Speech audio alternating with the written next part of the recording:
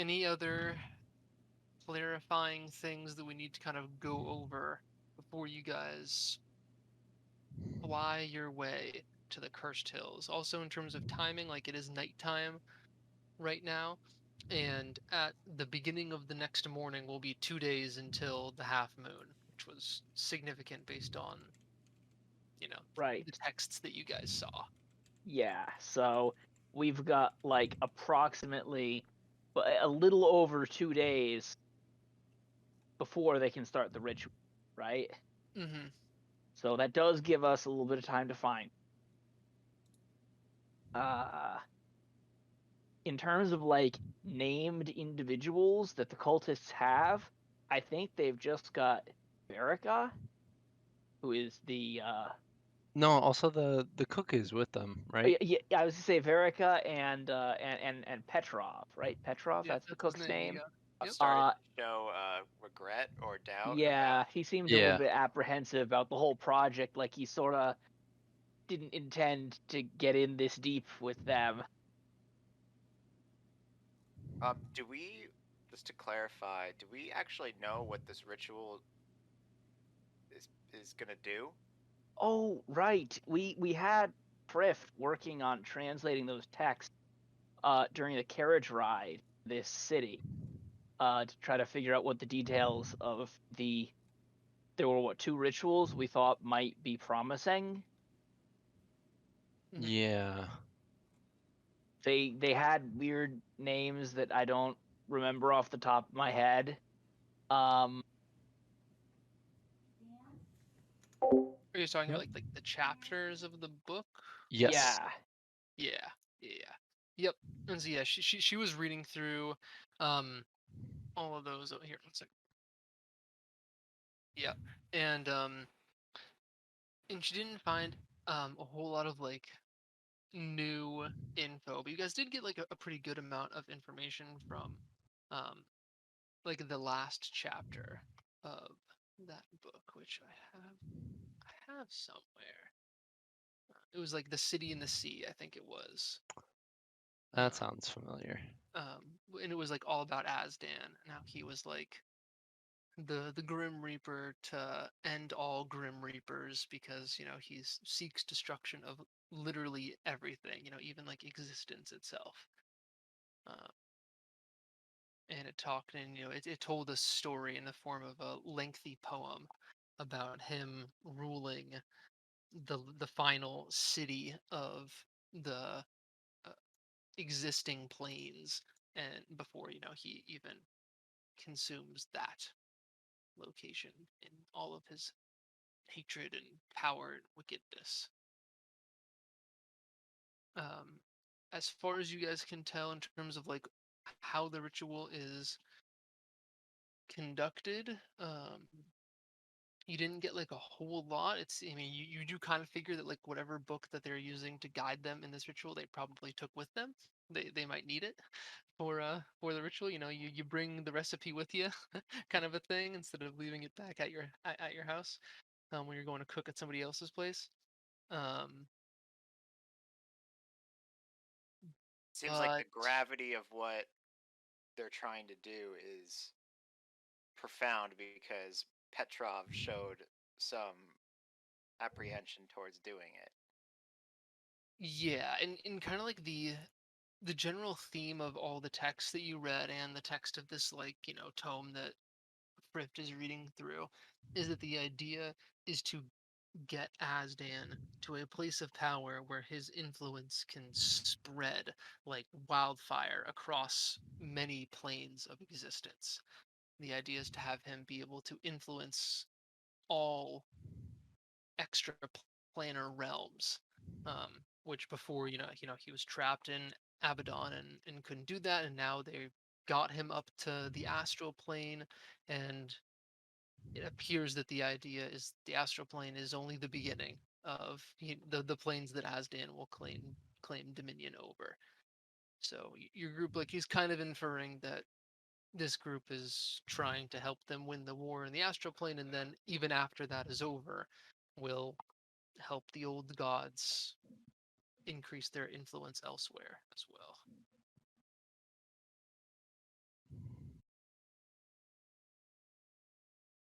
Great. Well, Great. That you know, sounds it's great. great. It's really great. That's really great. Well, it sounds like something we should try and stop. Um, we we were given commands in the vampire tongue for using these bats. Oh yeah. Yes, you were. Okay. And a lot of them were very basic commands, like um, kind of like a lift off, speed up, slow down, land, um, evasive maneuver, and then attack as well. Yeah. Ooh, I didn't remember attack.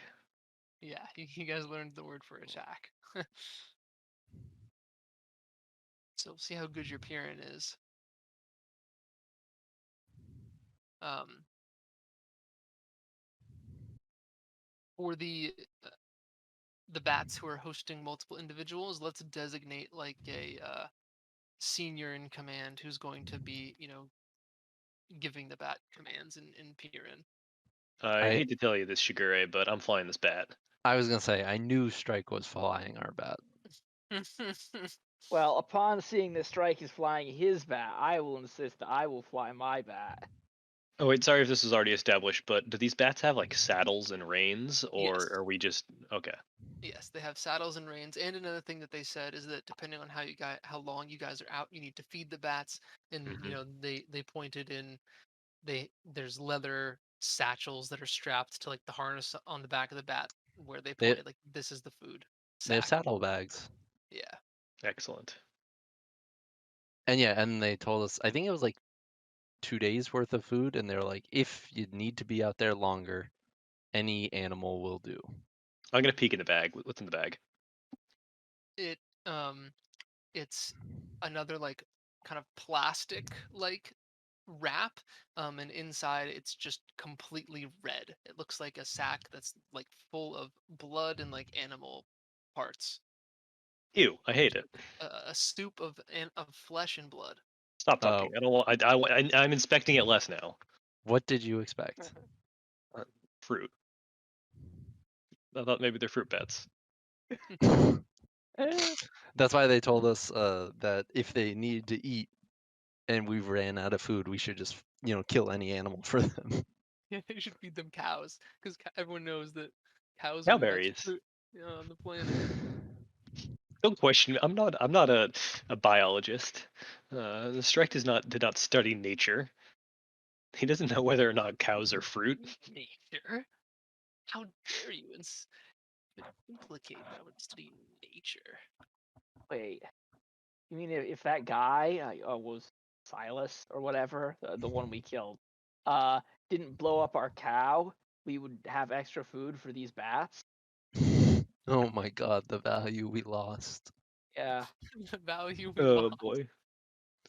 Although we would have to put we would have to put the cow on one of the bats.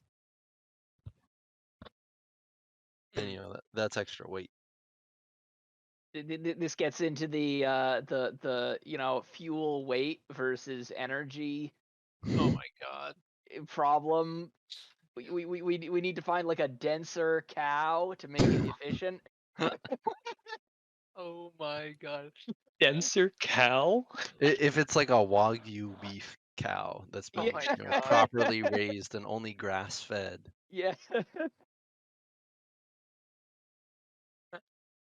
All right. Sounds like we're ready to go. Yeah. Yes. Um. So all of you will give your commands to your bats. Who's driving the Brogrod Ella Frift bat?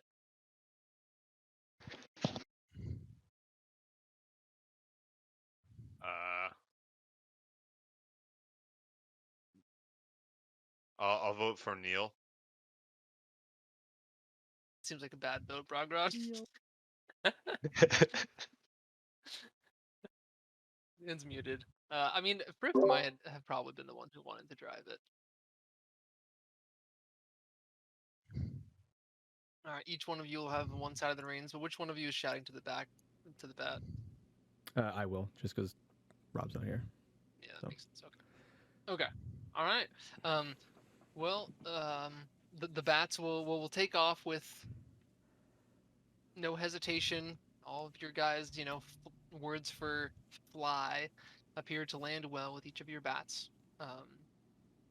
And you will begin your flight. Second here.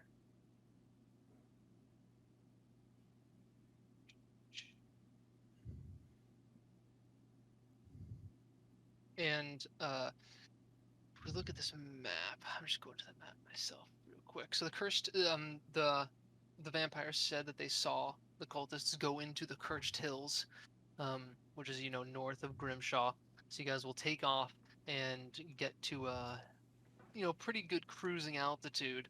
Um, and you can see the peaks of the cursed hills in the distance. They go way, way up. And there's some fog, blocking the mountains in the back. It's a pretty expansive mountain range. But you can see the foothills of the mountains, and you can see the first line of these giant rocks. And under the moonlit night sky, you fly towards the mountains.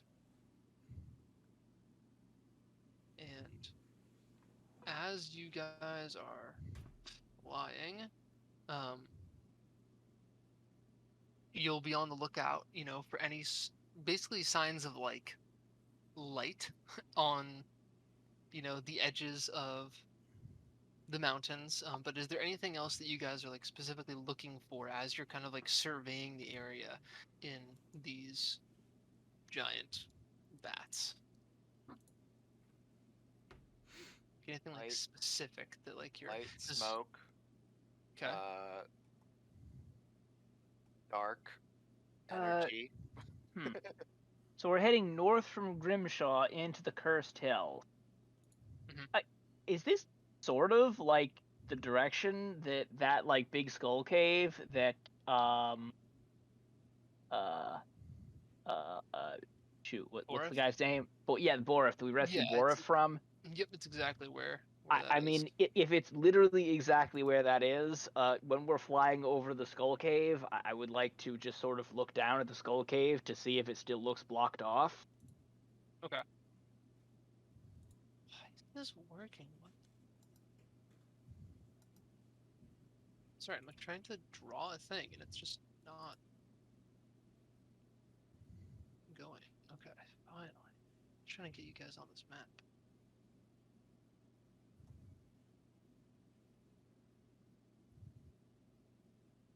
Okay. This is just to represent that you guys flying through the night sky. Okay, so yep, so you're on the lookout for the like the skull cave thing. Anything else that you guys are on the look for? You said smoke, light, any feelings of evilness I think we got from Dunbar. The skull cave, anything else?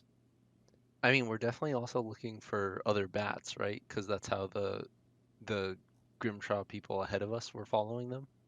They actually went on foot. That's why they said that you Uh, guys will be able to like catch up pretty Ah, quickly. okay, okay.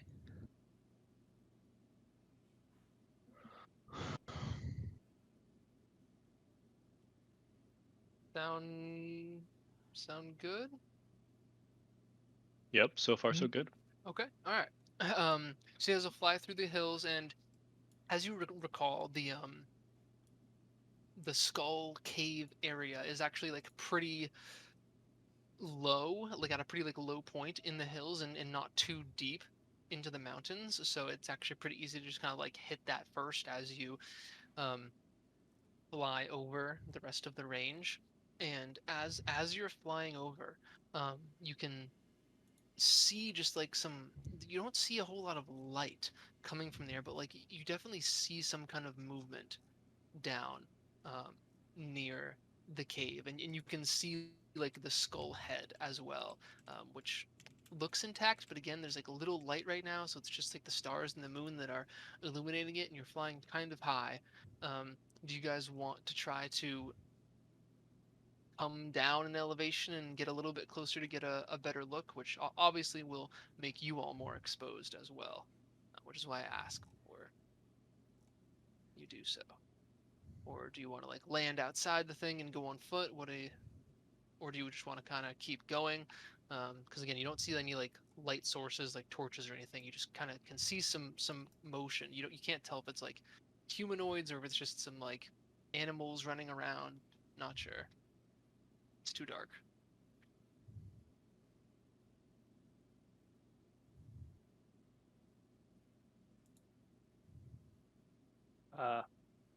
I think we have to investigate. Like, if this was to be who we were looking for, and we just flew past them, we would never find them. Fair point. Okay. All right. We don't want to investigate too. Like, we don't want to. Yeah. All right. That's fair. That's fair.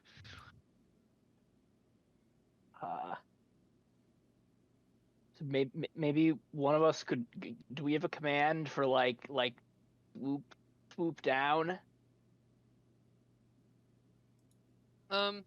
Yeah, like you guys have commands for like slow down and like lower elevation and like climb elevation and speed up.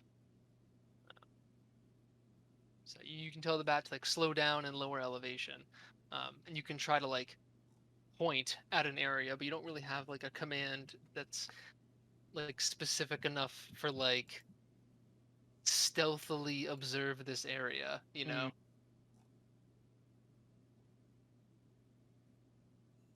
I guess we might have to miss on the stealth there. Then just do a flyby.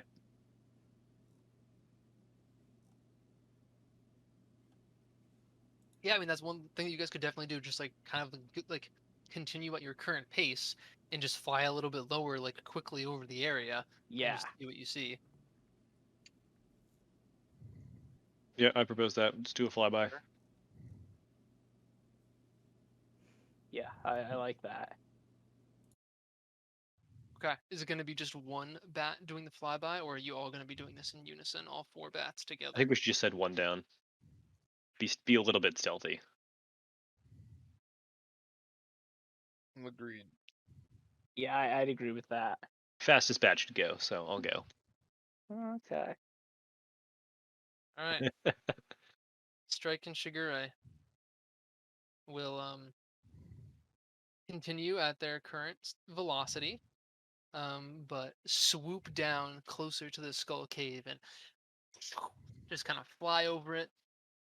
You'll go down and you'll begin to see people milling about, and at that time, I assume that you'll tell your bat to stop lowering itself to kind of even out, so as to mitigate risk of exposing yourselves, and you will quickly fly over the area before circling back to the rest of the bats, which are all just kind of like not completely like doing treading water in the air, but just kind of flying very slowly, like milling about the area overhead.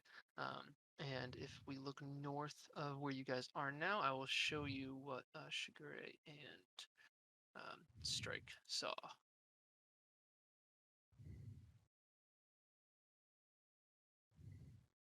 Definitely some suspicious characters down there. Yeah, and a lot of them too. Not just not just a group, peeking in. It looks like almost like they're set up guarding the place. Yeah, I would say this was a hit. We should maybe engage these cultists. Are you saying we should use the attack commands? I was gonna say we've got the option to either land the bats and attack them on foot, or to attack them using. Oh, I think we should absolutely use our air support superiority.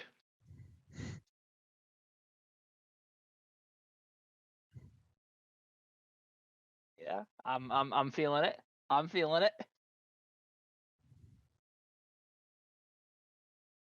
Okay. Um, if you guys want to swoop down and engage these followers via the bats, then we can definitely do that. Um, I would just take yourself and your bat and drag it to some area of like the map.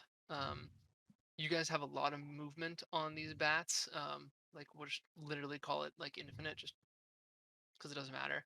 Um, but I just want to have you all kind of like on this map somewhere. But it'll be as if you guys are flying above them. Like here, we still have the flying state. Um, is it more or less confusing to do the flying state? Do you like that or no? Do you like it only on the bat? I like it on the bat. Yeah, I think it's good on the bat. Yeah. We'll do it on just the bat. Just to show that you guys are flying overhead, and yeah, you do have control over the bats too. So you can move them and stuff. Oh shoot, let me these bats got numbers, which is totally going against the flavor of them being super cool elite bats. Wait, they have names, right? Yeah. Oh yeah. Dunbar's the name Luthier. Mine is Thana, Ambrosia, and Kieran. Those names are far too good. We definitely didn't name these bats ourselves. Yeah. No, we did not. I mean, you did not. The bats came with the names. This is an awesome video. Oh my god. Oh yeah, wait, how did we get an explanation of how the bats attack? Do they like shoot bat beams or do they just melee attack? Um, Maybe they have bat striking. shoot bat beams, amazing. No, they melee attack, so they'll swoop down and they'll like bite at their enemies, or you can do a second attack, which is a ranged attack using the wings of the bat. And if you guys open up the You have special bat spells. you do. So if you on the campaign overlay right now, assist spells 2 and 3, so green and blue are bat spells, which are dark wind and vampiric bite, which you can see on the assist spells dock in the drive. You can also see that under items and quests, there's a nice little bat icon that says bat roll, and you will need to succeed your bite. bat roll in order to have your bat do what you want it to. Oh my god. While you are on the bat, you may use this bat roll as a minor action.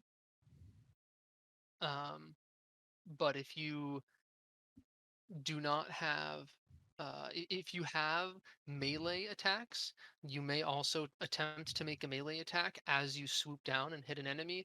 But this will also allow that enemy to make a melee attack against you. If you have a ranged attack, then you may use your ranged attack as normal while on the back of the bat, provided that you're within range of an enemy as you're swooping down. And enemies who are ranged may also attack you guys as you swoop down and hit. So the initiative is gonna be like while all of you are on a bat, it's gonna be like you guys take your initiatives, and then the enemies kind of get to respond based on where you guys swoop. But some of you may end up, jumping off the bat or something in order to be a little bit more effective in combat. Can we cast spells from on top of our bat? So yes, so you can, but you must succeed your bat roll in order to do so. So what we'll say is like if you want to use the bat, use the bat roll first. If you succeed, the bat gets to do its thing. Great. If you fail, you lose the rest of your turn. The bat's just doing its own thing. It's going to stay in the air and just keep hovering around. The only thing you could do in that sense would be to like use something that can affect another ally who's on your bat. So you make Okay. your choice of what you're gonna do, and then you have to roll the bat roll to see if you can Yeah. actually do it. Yeah, to see if you can actually do it. Because what we're gonna assume is we're gonna assume that all the bats. I mean, we can actually even just here. Let me make like a bat area here, and then this, this. So we'll just say that like you guys are all kind of like in this area is kind of like the sky, and in order to get down onto the battlefield, you need to tell your bat to do that. So if you're unsuccessful, your bat will essentially stay in this sky area, and you'll only be able to do things that are affecting your bats sky area. And I guess what we should maybe even do is like separate you guys a little bit. What the hell? And the only bad ability is the vampiric bite. And the dark wind. And the dark wind. Okay. And it's a minor action to. So like the Minor flow of action. one of our turns on bat back is we start off by rolling the bat roll to see if we're able to take our turn. Right? Yeah, to see if you're able to like get onto the map to interact with things. Okay. Because yeah, so like for example, like for Ella, if she misses her bat roll, the bat stays in the sky zone, but she could still affect Brogard or Frift with like a heal. Whereas like Strike and Shiguri aren't as lucky. If they miss the bat roll, they're kind of stuck outside the bat zone. You can always roll a cube. I guess that's true. You could always just roll the cube. That If takes you work want, though. yeah. And if you want the bat to just land on the battlefield and then go away, that command is a lot more simple than like attack. So if any of you just want to kind of land on the battlefield and then stay there, you can do that as a minor action. Like you can just tell the bat, hey, go land me right here, and it will just do that. So if you're like, I don't want to risk like I'm a melee champ, I don't want to risk doing a bat roll every single turn. I just want to get on the field and start hitting things. That's no problem. You guys can do that. Shiguri, I think let's see how these bat rolls go. Uh-huh.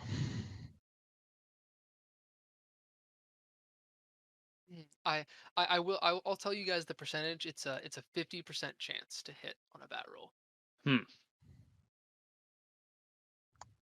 If we get close to the ground, I'm hopping off the bat and I'm fighting on my own legs. I am a cavalryman through and through. I will Yep, not depart my bat. The bat will be more agile with only one person on its back. Absolutely. Maybe that percentage will go slightly up. Who knows?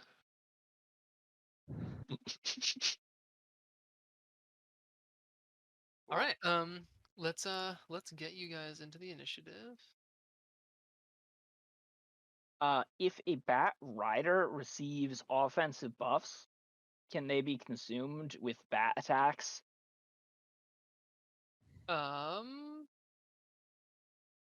Such as like bonus like power and stuff. Yeah. Yeah, I think that should all work. Because functionally, these are just minor action spells in terms of like the the behind the scenes. Yeah, because they're all cast from you guys. Yeah. So yeah, I think that it should work out the way that it normally would. Yeah, it should. Cool. Good to know. I'm just thinking about how I want to do this in terms of the enemies. It's been so long, I feel like, since we've like done this. That's why I'm like so slow right now. I'm trying to remember all the things that I need to get.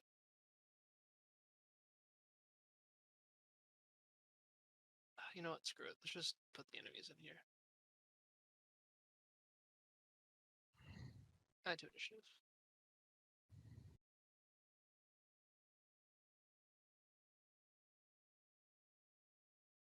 Okay. And honestly, because you guys are just like swooping in bat style, I'm just gonna put you all at the front of the initiative. I think we're just gonna PC hype train. Just right from the Yeah. beginning. Because you guys Nice. have the element of surprise on your side, for sure, right now. So, however you guys would like to arrange yourselves in here, I'm just gonna take out the initiative. However you guys want to arrange yourselves in the initiative works for me. This is just how it put you guys in. Left to right in terms of bats, looks like. Well, can we can move like our whole bat with all of us on. Okay. I can't actually. That's interesting. Oh, you can't move Borif? Here, let me give you. I can't move Borif. Also, I can only move the bat one space at a time while it's on the. Oh. This is more confusing the more I. Okay. Here, let me. Cool. Oh, that's not what I wanted to do. I wanted to do the opposite of that. I wanted to remove the fog. Maybe the fog was just like being weird. Maybe it'll be better now. You should have control over Borif now. So Yeah. Yep. Okay, I can now move my bat entity.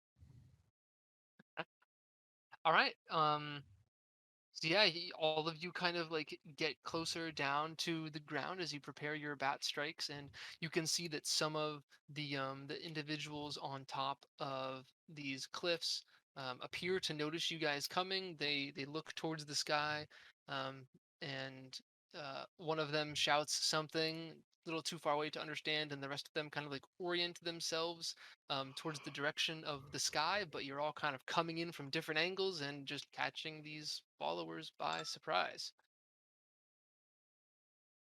And Okay. Strike is up first. So I need to roll this this bat roll, right? If you want the bat to attack, if you want the bat to just kind of like drop you off somewhere, then no, you don't even have to roll it. Is that even a question? All right, well, click on yourself and then click that Yeah. that bat in here. Actually, wait. That was a misclick. No, no, I actually we are gonna redo that because I actually wanted to change one thing. I'm actually gonna make it a little bit easier to bat. I think the 50 is actually a little bit too hard. So you're gonna roll a d6 and you need a 3 through 6 um, to 2/3. succeed. Yeah, so 2/3 instead of 50. So you can go ahead and roll that again, Strike. I think that's more fair. Fastest bat go. So Strike tries to give Ambrosia an order to attack, and Ambrosia like swoops down, but then the follower of Azdan, starts to crackle some lightning between his palms, and the bat just whoop goes right back up into the sky. How far off the ground were we at the Uh, lowest point? you guys were really far off of the All ground. right. Okay. I'm hanging on. Yep, yep. Curse you Yeah. flying. This is not like riding a horse at all. It's really not. Wow. Luck is not with me today. A strong start from Strike. Okay, that's it. My entire turn is done. All right, Shigure, so same to you. If you want the bat to attack, you can roll the bat roll, or if you just want it to land and drop you off, it's happy to Oh. do that. I actually have a question about bat attacks. You Mhm. said it's a minor action to make the bat attack. Yep. So, like, for our standard action, we could like use one of our regular standard actions. Yeah, for sure. Could we also, like, as our standard action, have the bat do the other variant of bat attack? Yeah, sure. Oh, cool. Okay, good to know. I mean, I might as well, give it a try. Try it once, right? I mean, when's the next time you're gonna be able to command a dire bat? Oh. Oh, yes. Okay. All right, Shigure. Who are you swooping in on to attack? Should I just hit the bite? Yeah, and then you'll have to, choose who you're targeting. And again, you Yep. guys are coming from the sky, so you can choose whoever. And if you would like to do something with the bat that isn't like specifically one of those two things, like if you want to like try and like, capture one of these people or just like knock him off a cliff or something, definitely feel free to be creative. The bat, if you succeed, the bat will follow your command. So I want the bat to bite this guy, and then in the meantime, I'm going to hop off, and while the bat is holding this guy. So let's go for this guy. So that's up here. ooh, all right, Sugar. Yeah, go ahead and drop yourself off atop that cliff, and you still got your standard action and move action. All right. Let's. Oh boy, I didn't think I'd get this far. In Strike, if you would also like to hop off, you may. Although Nope. I see, yeah. All right, I shouldn't have even asked. Um. Okay. Oh, we should I'm record just. stats. Oh, good call.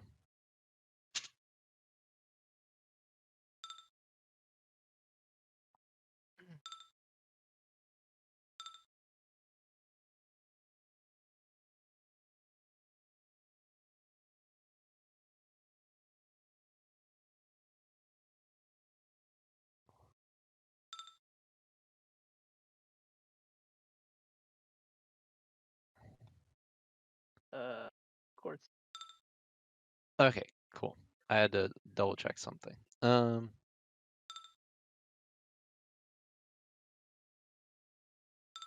So I will push this guy off. Oh my gosh. All right. This guy will be pushed off, and I am going to he as he's falling, he's gonna like start an incantation of some magic to try and break his fall. I'm going to just roll a d20, and he's gonna take. I mean, this is a big fall. I'm gonna roll 1d50, and that's how much damage he's gonna take. Let's see how good his spell works. All right. His spell did not work very well. And he gets Oh, it just, you know, yep. Scurry just claims his first kill. That guy gets thrown off of this giant cliff. all right. And then I'm going to make my way towards my next targets. And you can hear this guy. He looks over to his friend. What the hell is going on here? Who are you?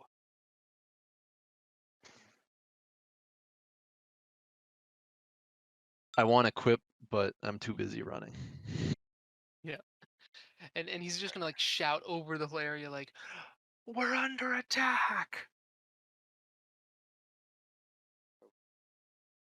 That roll. Ah. Ooh. Okay, so Dunbar's gonna look at Luther. He's gonna say, "Thank you, friend, for getting me this far. You look hungry." God. And Dunbar wants to like. I want to attack. I'll tell you out of game what I want to do. I want to attack this guy, get off the bat, and allow the bat to, fly away with him. Okay. Yeah, and we can definitely do that. Like a So hawk coming down and grabbing someone. sure, sure. So the bat can come down and get this follower of Azdan. As he's struggling with the bat, he'll be like trying to shoot some lightning out. So one lightning spark is going to just end up uh, hitting the bat here. But yeah, we can do the rest of that for sure. Let me just do this work.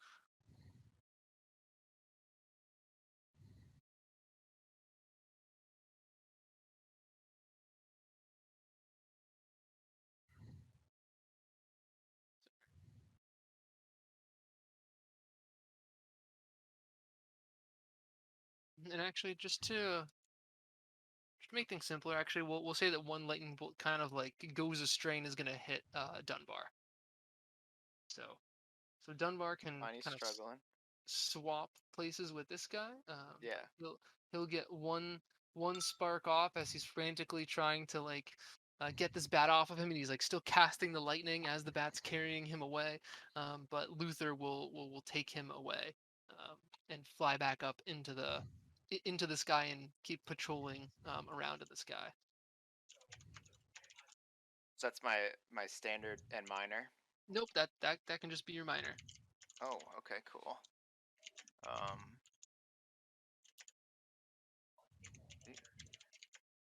guess I'll move over to the Ghoul Ray and give him the pipe.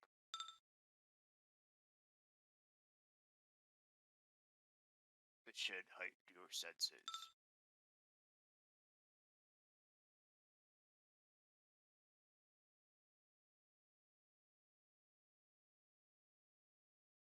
Circle. And my turn is over.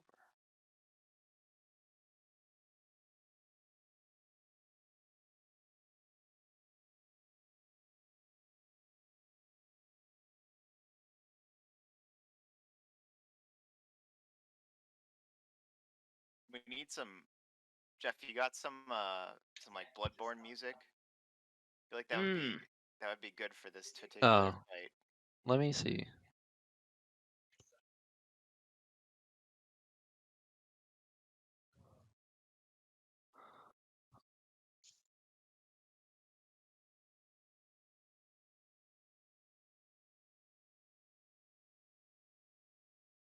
Okay, I'm reconnecting. Alright, so we give you Zealous, and Brogrod controls the bat.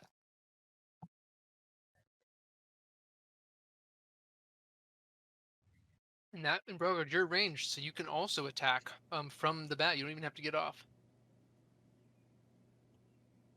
You just have to be in range of, let's say that your bat's hitting this guy.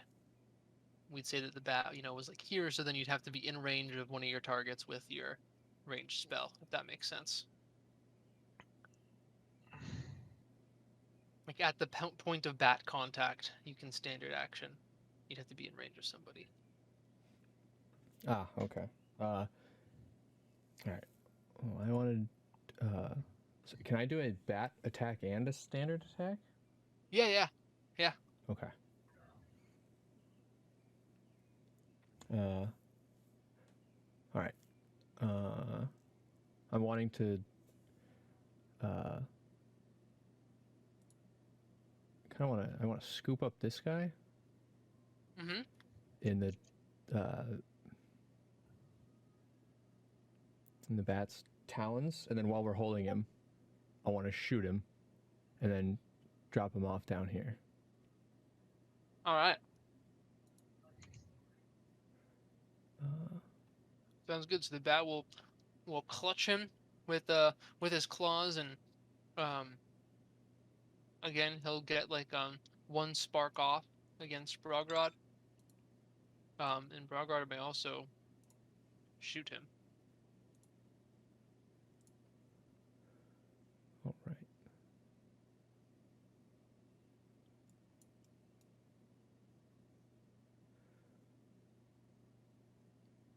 Let's give him the runic bullet.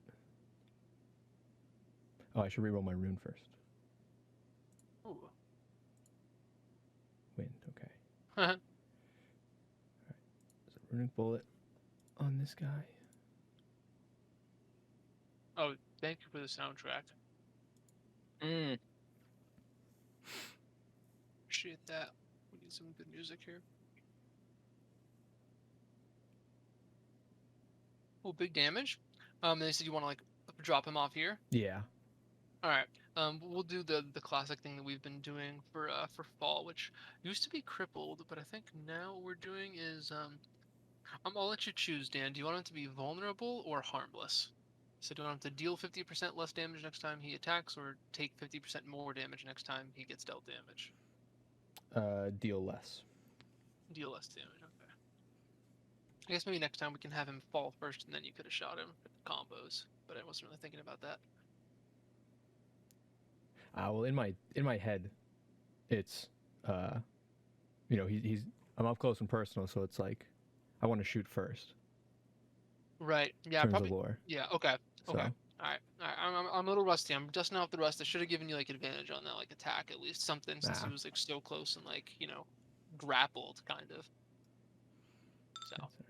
All right, we're getting back into it. Mm-hmm. The DM here just need to turn a little bit. But all right, cool. Anything else for you, Brogard? Are you staying on the beastie? Yeah, I'm staying on. I feel good. All right. It was a clean Feeling descent. good, Kieran. Doing his thing. All right, Ella's up. Are you going for the bat roll, or are you just landing? I think I'm gonna. Guess I'll go for the bat roll. Wait, did I? I have to click on my person. Yeah. Click on yourself and then click the bat roll. Oh man, you guys are doing well. I guess no one really needs healing. So I'm just gonna go with a nice auto attack on the. Wait, I don't think that's the wrong button. I don't remember which one's my auto attack. Venom shot. Oh, it is the red attack. Okay. I can just hit anyone on the top of the thingy. You hit anyone anywhere, like literally anywhere, anywhere you would like. Okay, then I'm gonna hit this random guy over here. Get Let him. stew a little bit. There you go. And then you can bat people as well. With a minor action, right? Yeah, yeah, like because you succeeded your bat roll, you can use either the Dark Wind or the Vampire Bite. Does it cost orc? Nope, it'll just do the thing for free. Can I use the cube on top of this? No. Wait. It says value for focus. Oh, it's because I'm clicked on the follower for targeting. Oh, cancel. Where's me? This cube. Yes. Oh my god.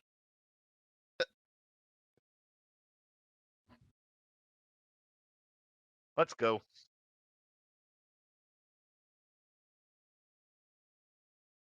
So that's at +7. Worth. Oh my god. Carlson, such I'm, a high ruler. I'm gonna look to Vargar Oh under my Frift and like god. shake up and down, be like, yes, I can feel it. Oh my god. Seeing the cube light up like that. Yeah, yes. All right, I'm done. Oh my god. Okay. Alright. Quick question. Is Borif going to be having a turn?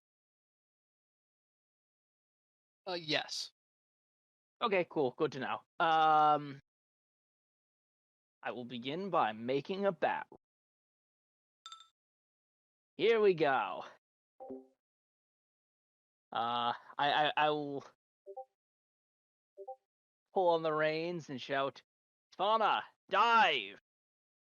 We will come swooping down Oh yeah. upon this unfortunate soul. Which point? Oh, where are the bat macros? Assist 2 and 3, green and blue. Ah, green and blue. Dark Wind, Vampire Bite.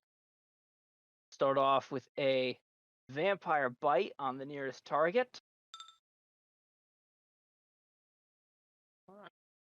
And now we'll also use what? Illegal argument type. Oh, I was accidentally clicked on the bat instead of myself. I should be able to hit this target on account of range differential. Oh. Alright. I would like to Like up here or something? shove that guy off. Yep. Okay. Cool. And would you like him to be harmless or vulnerable? I'm gonna go with vulnerable. Okay. Get him, Borif. Yeah, honestly, Borf's gonna take this opportunity to chop off the bat. He's ready. Nice flying, Murdoch.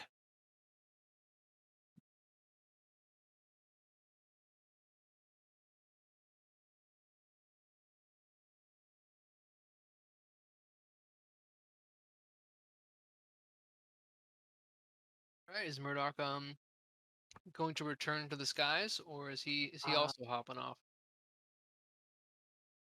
I will. I am going to stay on the bat, but the bat will sort of stay here. I'm gonna have the bat sort of turn this. I don't. The bat doesn't have facing, but I like to have the bat face this way and sort of give a nice intimidating bat screech down at these guys on the ground. All right. All right. Yeah. The bat's gonna let out a piercing wail, which will Hey. orient all of these individuals towards you and the bat.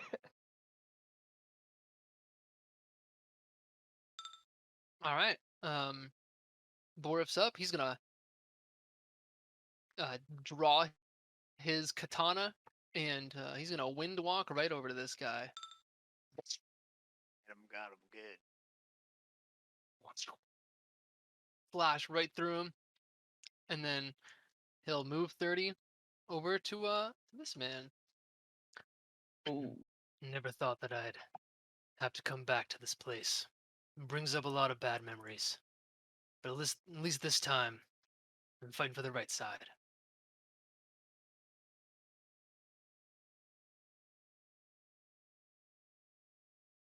And now the enemies will go. This follower of Maul will step up here and he'll shoot a firebolt at Dunbar. This follower will increase his venom. He's not in range of anybody. Just gonna kind of chill. And then uh, this follower is gonna run over to the entrance of the cave. You can see that all these followers are like, "We're under attack. We need reinforcements. You gotta go alert them." And this guy is going to attempt to get into the cave, but it's gonna take him a turn to do that. And so here we'll what's a good state?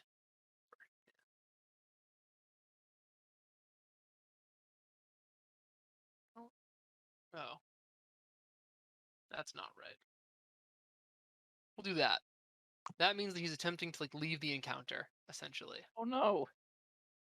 Um, and uh, this guy is also going to be attempting to leave the encounter.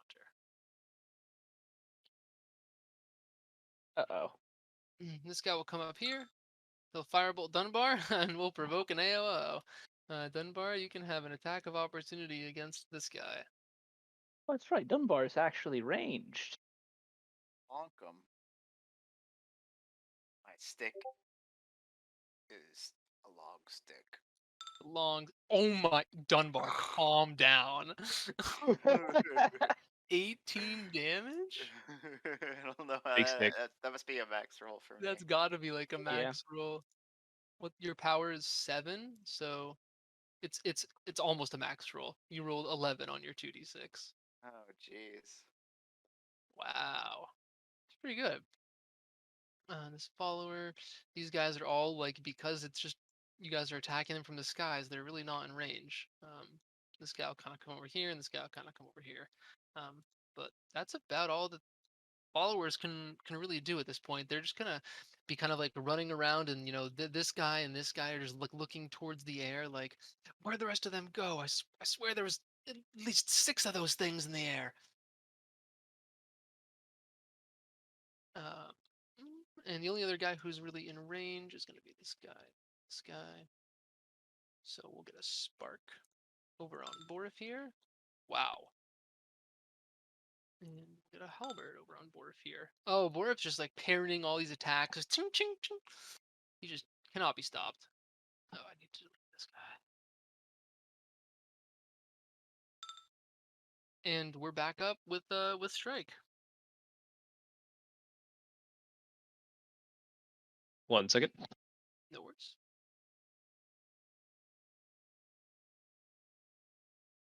Who I think, I hate to point it out, was the only one to not succeed in their bat roll turn 1. But hey, he got it this time. Sorry. Then what do I click to bite? Oh, I didn't actually think I'd succeed on that. Make It's sure in you the click, assist spells. yeah, make sure you clicked on yourself and then the blue assist spells the vampire bite.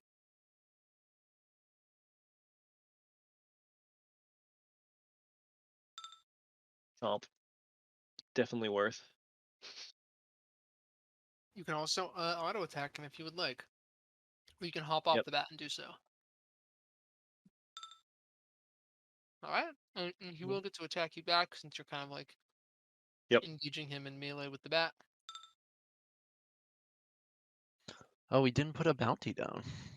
Oh, that is true. Yeah. Oh yeah. 1, 2, 3, 4, 5, 6, 7, 8, 9, 10, 11, 12, 13. R. 1d13. 8. 1, 2, 3, 4, 5, 6, 7. It's literally that guy. Okay. Ah. All right. Okay. Oh, sorry, you missed out on some crit chance there. That's all good. That's all I'm doing today. All right. Shigure is furious, fresh off of the turn 1 first bat attack kill. He's got zealous too. He is just really ready to go. All right, let's.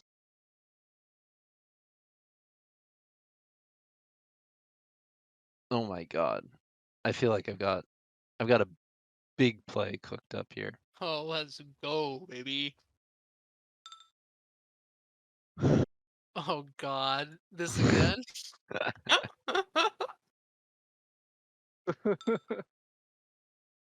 Heads Oh up, my. Borif, got one coming to you. Or if we'll look up and see this guy. Ah!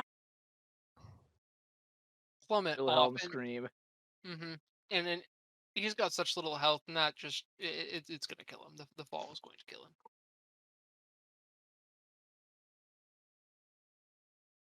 And you can actually push this guy off too if you want. Yeah. Alright, I'm going to roll 1d50 again. See if this guy does any better. 27. Deal true damage. 27. Nope. He also will splat, and you can hear the cracking of bones beneath his feet as he hits the earthen floor. All right, and that was just a minor action. I still have 2 standard actions left. Yeah, that was a free action. That was a second strike. You even still have your minor. Okay. So actually,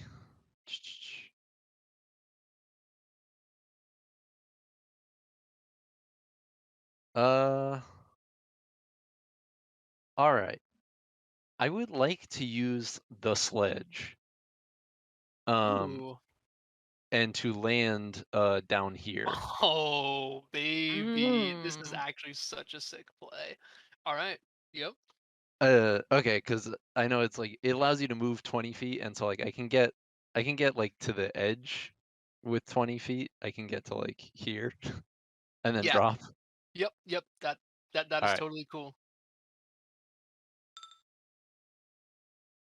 So yeah, I'll leap into the air and come down with a huge impact right at the mouth of the cave. Blasting these two away from the door. Oh my god, such a sick play. And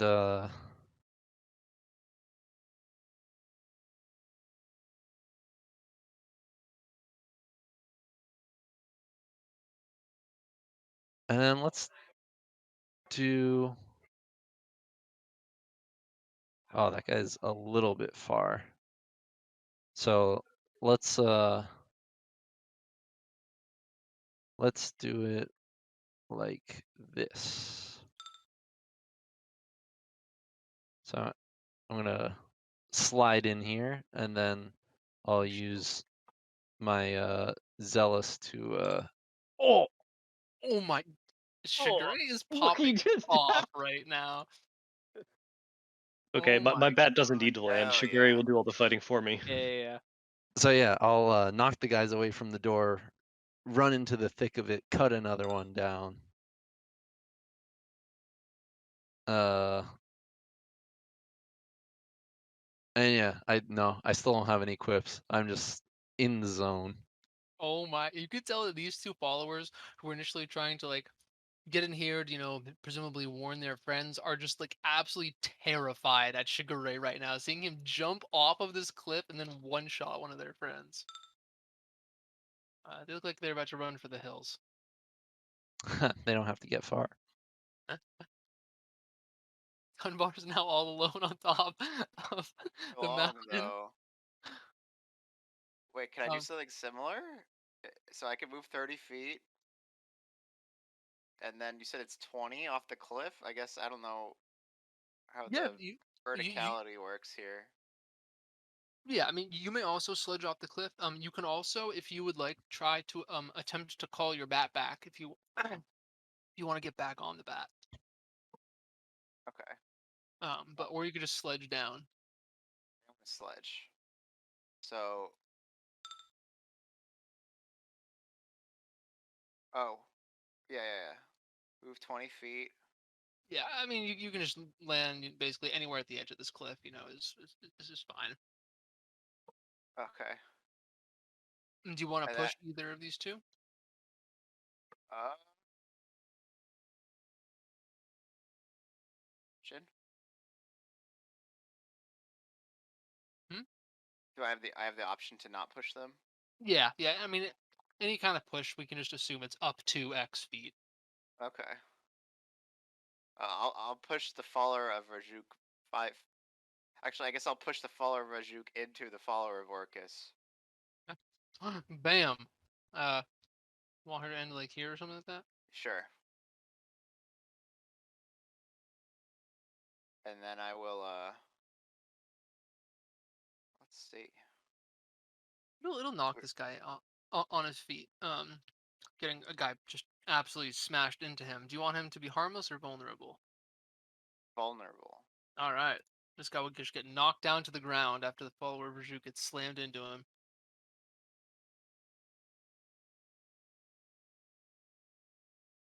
Let's see.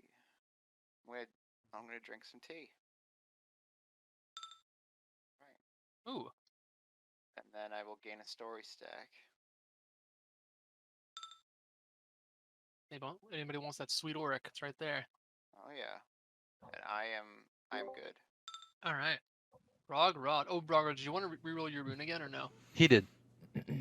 From Oh, for Dunbar. Oh, from Yeah, Dunbar. Dunbar. Yeah. I'm chasing. Hey, do Dunbar story circles carry over between encounters? We No. should. I should really remember this, given that we're reaching the end of the campaign. Well, he starts with 1, I think, and then I've had 2 turns. But yes, they do carry over. Yeah. Okay. Is that what you were chasing? Because you rerolled fire and lightning, so it No. had to be that or ice. Yeah, chasing ice. Hmm. Trying to keep these guys locked down. Let's go. Ooh. All right. Also, the bounty got here. Yep, that's where my bat is headed. Oh. Bounty has arrived. We're gonna do a similar thing. We're gonna do Wait, the. did you click claim bounty strike? Oh no. Similar thing as last time? Yeah, the old scoop and shoot. Scoop and shoot. All right, so, and so you don't want to actually use the bat butt. You just want to scoop this guy. Yeah, I'm just looking to scoop, shoot, and drop. All right, so here's what I'm gonna do then. If you're just doing the scoop and because you're giving up some bat damage, I'm going to make you deadly and I'm gonna give you advantage for your attack. Okay. All right. Since he's immobilized, so you should have a clear shot right to the cranium if that's where you're aiming. Yep.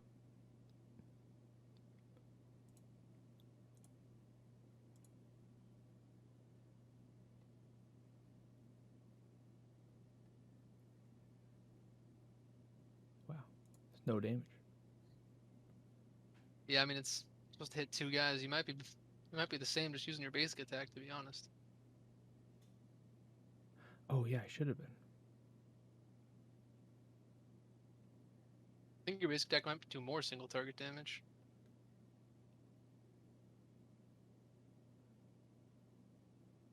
Yep, definitely should have been doing that. All right, we're all rusty. It's been a while. All right, I want to drop him down. All right. Would you like him vulnerable or harmless?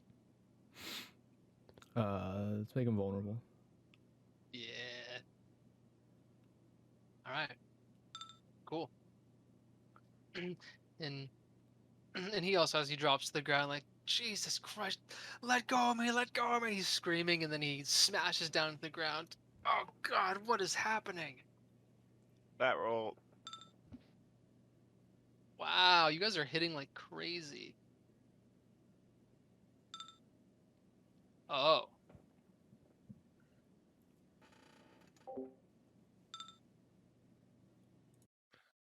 I wanted it. Giving up the free bat damage for the cube roll instead. Mm. I'm done. When he already has the 6 power. That's just pure Ella right there. Alright, Murdoch is up, and because your bat is landed, you can just walk the bat over if you would like. Yes. Yeah. Yeah, I would like to have my bat do like a little like like hop off of the cliff like 1 or 2 flaps and come crashing down between these two guys. Alright, you got it.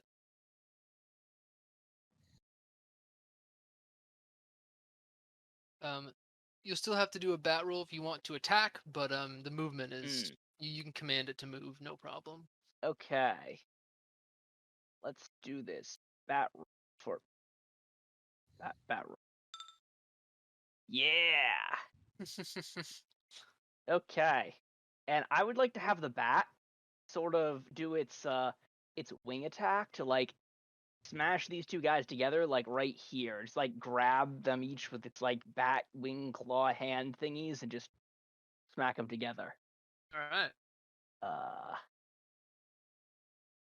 This okay, this one. That one. Oh, right. I cast these from the bat, not for myself, not from the bat. Yep, from yourself, yep.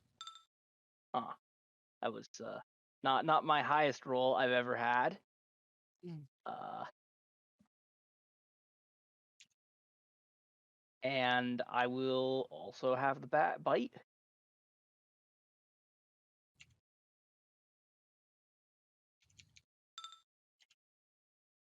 Oh my god, that's such I a have good roll.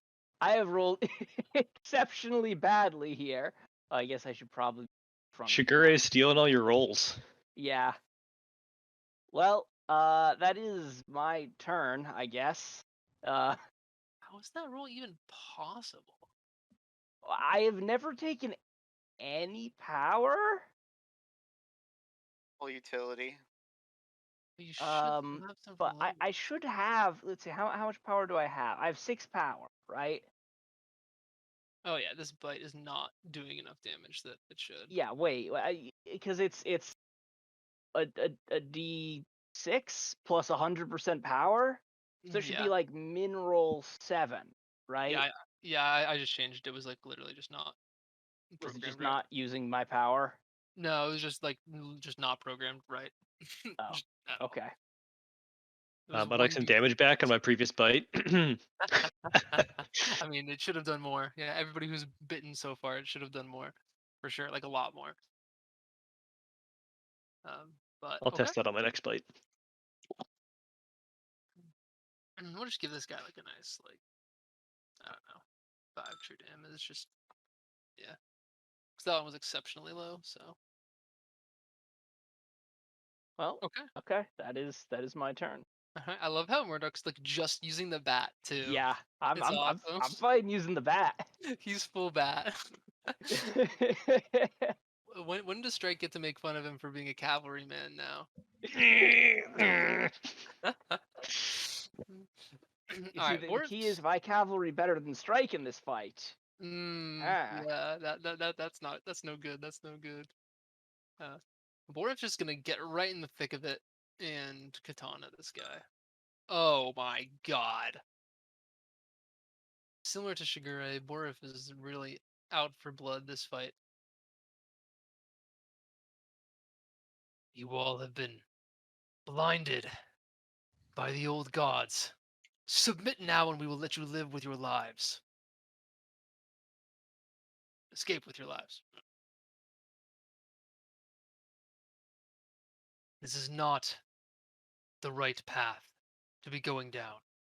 I too was once consumed by the old gods, but I have seen the light. There's no sense in you all dying for them.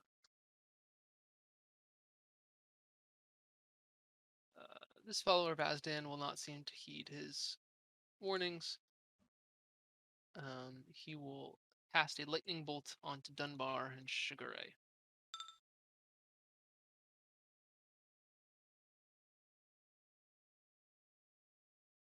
Follower will take out his You know what? This follower is actually just so scared of Shigure right now. He's actually just going to run. Just after seeing that display of power from Shigure last turn. But you may take an AOO against this man. I sure will. Not bad. Not bad. And he's gonna just full move to the edge of the map, and we'll just mark him with that same state. But he's like trying to leave the encounter. He's not trying to go back in the cave. He's just trying to run into the mountains. he's he's sufficiently just done. Um, this follower, um, will we'll say to Borf, I rem- I remember you. Yes, I was once the leader cultist in these here mountains, but I have since discovered a better path.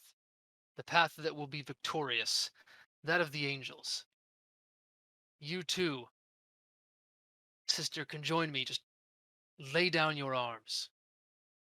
And she'll pause and hesitate for a moment and begin to drop her shield. And as she does so, you can see this, or actually only Borif can see from his angle, but this like fire just erupt in her eyes, and her body stiffens once again, and she raises up her sword to strike Borif. They are too they are too far gone. I I fear that this must end in bloodshed.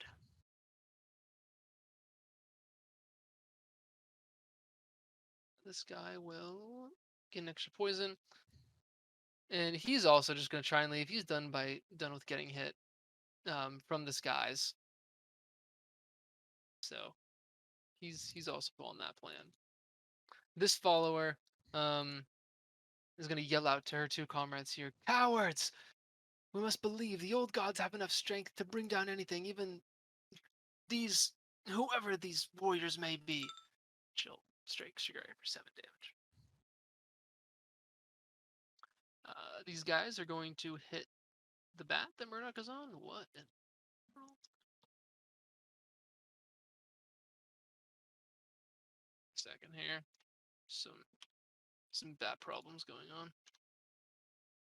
Bat problems. No, bat problems. This is what I get for assuming that the bats wouldn't be in a position to take damage ever, so I didn't give them enough stats to take damage. Alright. Oh my god. Oh, bat go, bat go. Oh yeah. Alright, Murdoch, go ahead Okay, and it's this guy. yep, get that guy. Get him. It's the bite. It's the bite. Oh Oh, my, there we are. That looks like the way that roll should actually be. oh my god. These guys are like swinging at this bat, and it is just coming back with intense ferocity at every cleave that comes its way. Yes. Oh my god. Sauna is the most ferocious bat. It certainly appears that way. Holy moly. It just they're so scared by that piercing wail that it did the other turn Yeah. that there's hesitation in their strikes. Speaking of strikes. There's no hesitation in this strike. Come on, baby. Yes. Got him. You know, I think that really Strike could have escaped this bat at any time by just turning on his parry and jumping off the side. You think about it, like landing on the ground is sort of like being attacked by like the world, which would be adjacent to you, and so he shouldn't be able to take damage. I'm betting the world has an elite health bar. These guys are trying to escape the battle, right? Yes, they are. On the beginning of their next turn, they will leave the battle. That's not Unlikely. happening. Unlikely. Uh, Can That's I not get allowed. some bat blast in the chat, please? Oh my god. It's Wait. Bat Blast. I'm just gonna like swoop down and just like give the command, and Ambrosia here just like whips up this massive storm, and these two get just tossed into this wall so hard that they shatter. Oh my god. Shatter like glass. Do I have to roll another bat roll if I want to do another bat attack? No, you don't. And because there's no one else like in your immediate area, you're free to move the bat to wherever you would like to attack somebody new. Oh, we're You want flying, either baby. attack or you can bat roll. We're flying. Chomp. And then we take to the skies again. That's it. All right. Shigure. I will say to this cultist in front of me, your commitment to your cause is clear, and we will see whose convictions are stronger when we cross blades. And you know what? Give me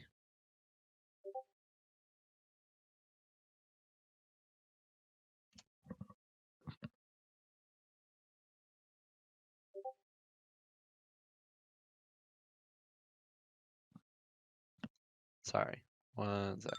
No worries. There we go. 2, 3. Oh, Oh, oh, close. I did that wrong though, because that should have cost me 3 auric, right? Yeah. Okay, I Weird. can. Like it should. It should work doing it like that, but I guess not.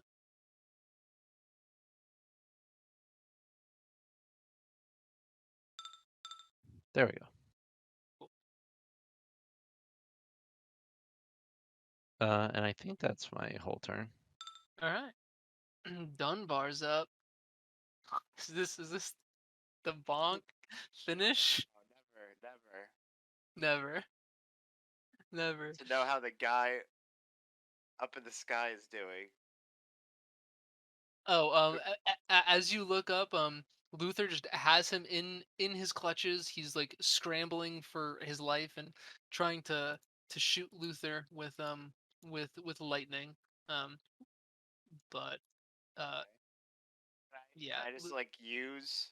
I mean, I want Luther to eat this man, but I don't want to get kill credit because it's Luther's kill. So all right. how can we use that with our action economy?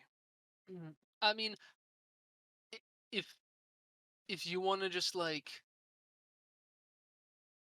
tell Luther to eat the thing, that that's fine. You can just do that as a swift action. That's totally fine. Yeah, I want Luther to eat this guy. He deserves he deserves a meal. All right. Um, as he's so Luther, he's got it on his back legs and he'll throw the guy up, or he'll actually just drop him down, and then Luther will dive bomb straight into the follower of Azdan, as he's plummeting free fall down, and Luther will just sink his teeth into this follower, and the follower is going to get a couple of good shots off on Luther before getting consumed. Jeez. All right, and I'm gonna be sipping some tea while I'm watching that,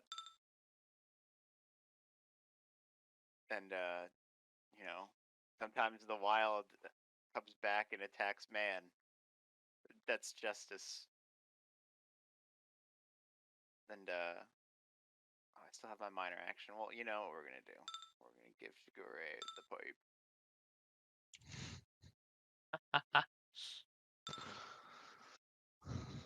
All right. Swift friend. He's done. Rogrod's up.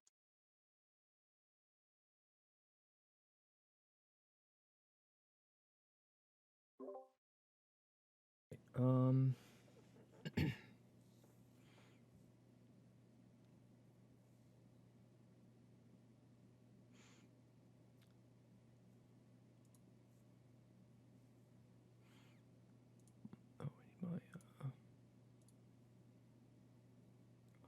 Oh, Let's go.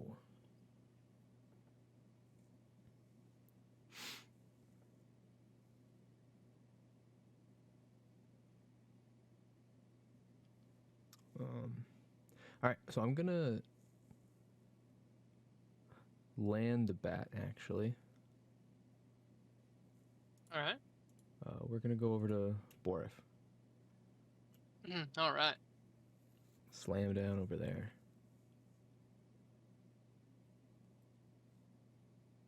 All right, so I can do a bat bite and a normal attack, right? Yeah. Okay. All right. Is bat bite in the campaign? Yeah, it's the Overall? blue assist. Blue assist. Ah, gotcha. All right.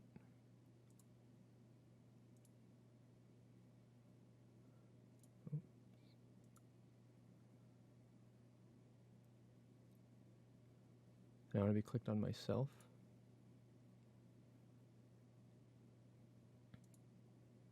Oh my. Okay. Critical bite. All right. And then I will just shoot him with the hand cannon. Nice. Boom.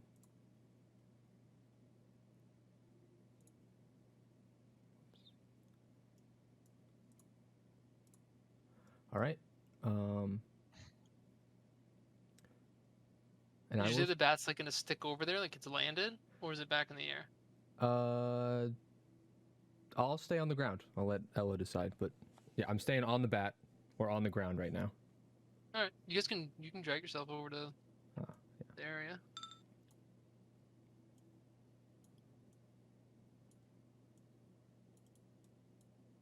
All right, Ella's up. What did Brogard leave for me to decide? We're on the ground right now, so you can Okay. decide if we want to take off or stay put.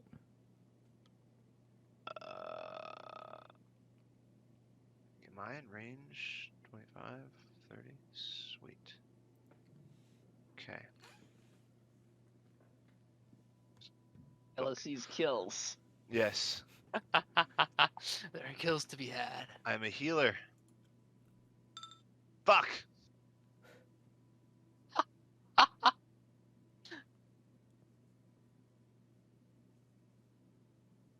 What was supposed to happen? I was supposed to get the poison stack on him, and then someone else would kill it and get some Ha. health. They did everything. Oh no. I'm this thing. Yeah. Okay. I have 2. Oh, we know what's happening. Fuck. I'm fine with staying on the ground. Oh just my chilling. god. I That was also so have cool. to go eat dinner, and then I probably won't be around later. Okay. We'll probably only be playing for a little while longer, maybe Okay. 45 or something like that, I would imagine. So, thanks for playing, Carl. Yeah. Hey, Carl. Bats are fun. Yeah, see ya. Yeah, the bats have been good. Alright, Murdoch is up. Stepping Okay. off of Thana. Oh, no, that wasn't actually my intention. I was Oh, trying to okay. figure out best I can do it. Okay, there.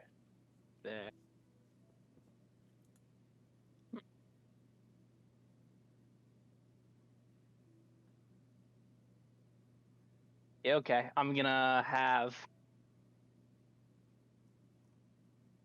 Thana.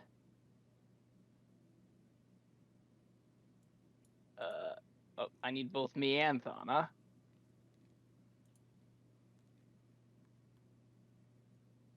That's not quite in range. Okay, well, in that case, we're gonna have Thana use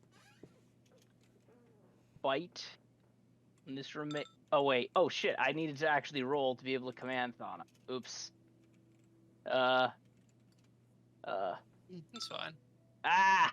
That's fine. You guys have such a well-established relationship at this Yeah. point, you know.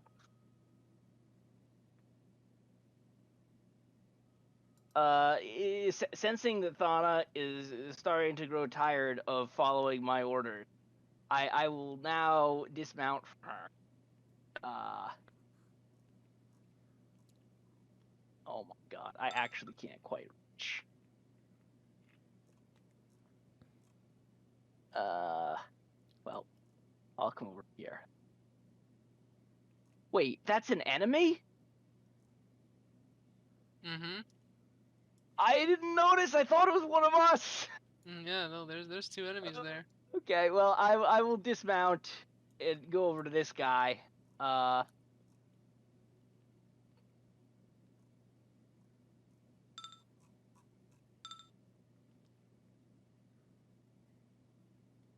had a great turn.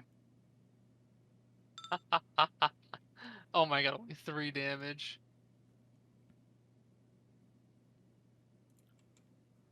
All right. I guess I Anything did else? technically get a kill though. You did. I think that's my turn. I took all my. All right. Borif is up. I'm sorry that we came too late and you were unable to be saved. He will thrust his katana into this follower of Rajuk. Follower Nazdan is gonna do his lightning bolt on Shigure and Dunbar. No crit this time. This follower is gonna go for Borif. Oh my gosh, another 3 damage hit. And this guy is going to go for Shigure. A little bit more. And the final follower will just kind of echo the sentiments of his comrade. It doesn't matter if we die here today. The old gods are forever, and we will be reborn once Azdan claims dominion over all of the plains. There is no escape. Annihilation.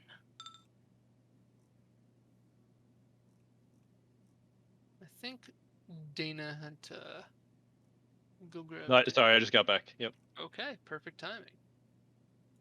Wow, things are going pretty well. Oh yeah.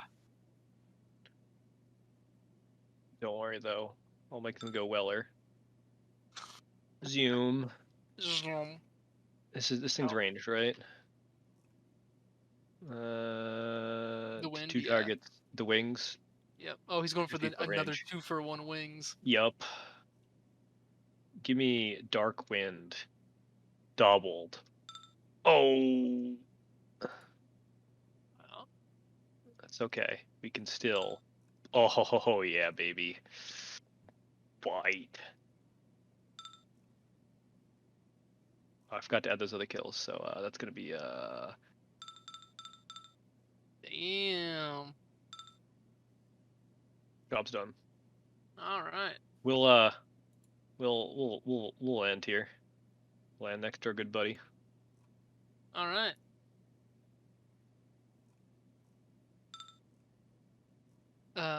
Jeff also had to go to dinner, I believe.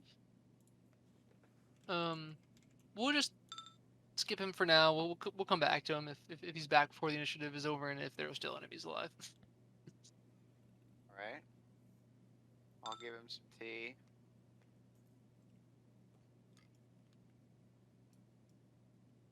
Walk over here. I'm good. All right.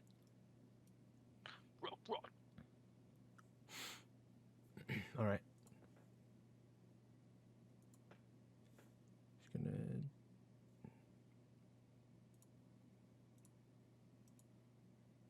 Oh, hello. Hello. Oh, Hello. just, I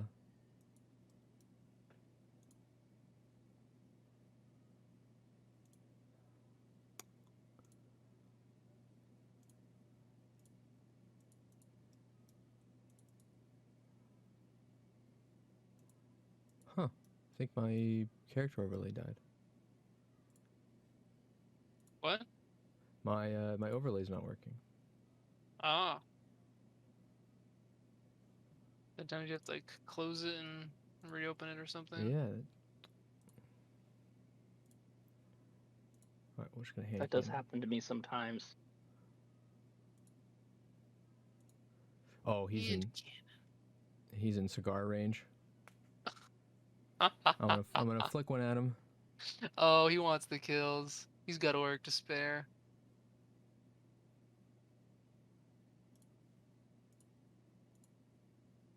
There it Yeah. is.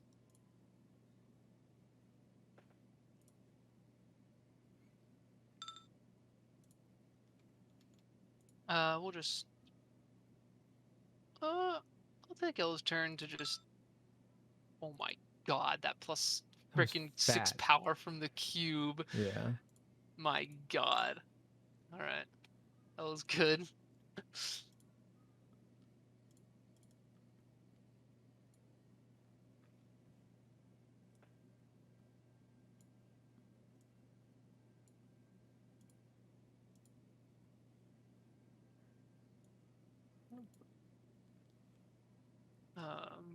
Murdoch is up. Okay. Well, I will attempt to call out for my bat. Fortman. Oh, excellent. There's one enemy left, I believe. Mm-hmm. And I guess Ethana will come to my command. I will hop on as we advance up to the remaining foe, who we will greet with 2 swift bites.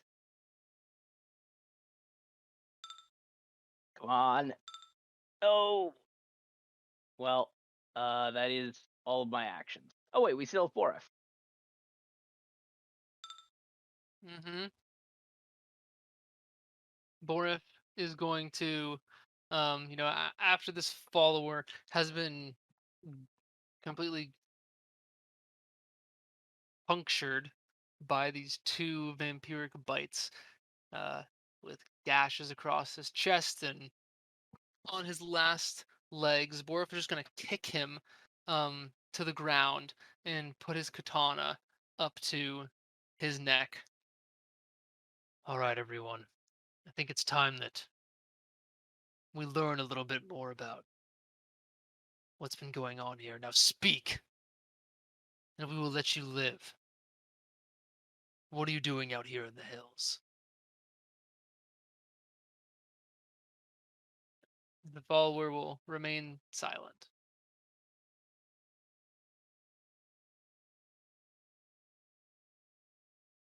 I'd like to look around from my perch on top of my bat.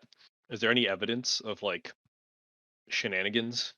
Anything they like equipment they were hauling with them, or signs of activities they were doing? Roll a perception check, or just skill check. There's no specific ones. So you look around and you can see that there's a lot of it looks like there's a lot of foot traffic in this area. You can see like a lot of footprints going in, like either into this cave or from it. It's kind of hard to tell, but a lot of the dirt here has been pushed down and patted down. But you don't see any kind of other evidence of shenanigans around. It looks like there's no like weapons lying about or any kind of machinery or anything like that. It just looks like a lot of people have been through here recently.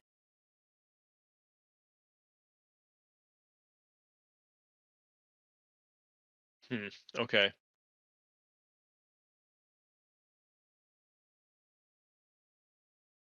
I will it looks like Borif is sort of unsuccessfully attempting to get information out of this remaining follower of Orcus. So I'm gonna approach Brogrod, and I guess Dunbar and Sugar Ray as well. Say, it would be really great if we could get some information out of this guy. But he looks like a tough nut to crack. I think we'll need to go with one of the classic interrogation routines in order to get him to give up the details. It's called the good cop, bad cop. We're gonna need at least 2 people. And as you're saying that, you can hear Borif like putting his blade closer to this cultist's throat. Tell me now, or I'll spill your blood all over the mountainside. What are you up Sounds to? like bad cop.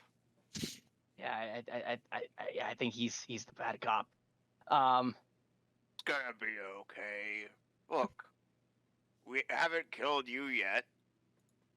You know, you're doing just fine. You're alive. Look at you're doing way better than everyone else. Listen, we could keep it that way if help us out a little bit. I mean, we're trying to figure out what's going on in that cave over there. What can you tell us? We'll let you go afterward. We're not really looking to hurt anybody more than we have to. Why would I tell you anything? Not like it's gonna make a difference anyway. This Well, it's not good. whole plane will be consumed by Azdan's power before you know it. Well, if it's not gonna make a difference, then maybe we're just curious. You could tell us what's going on. Well, it's not gonna make a difference because part 1 is already done. We already have everything we need. Why don't you go take a look for yourselves? Just take a stroll through that cave and keep walking until you find the rest of my friends. That should give you all the answers you need for how the rest of our plans will work themselves out.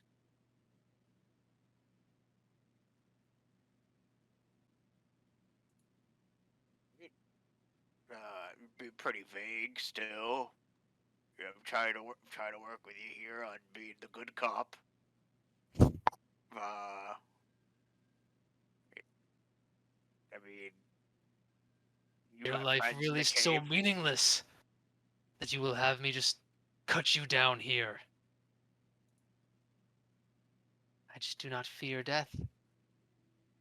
I know that all realms, the living and the dead, will merge very shortly as the old gods take the reins of all planes in the multiverse. We're all going to end up in the same place, that of oblivion.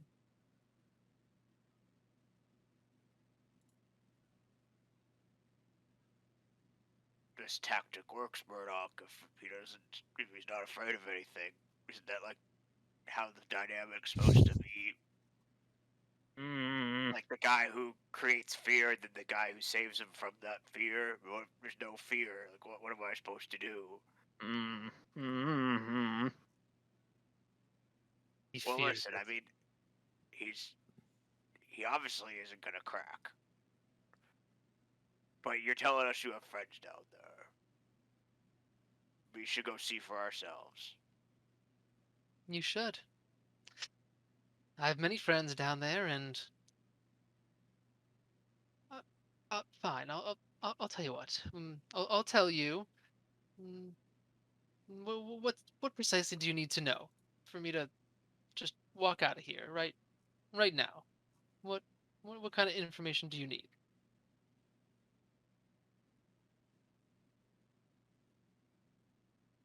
I'll answer one question. Appreciate that.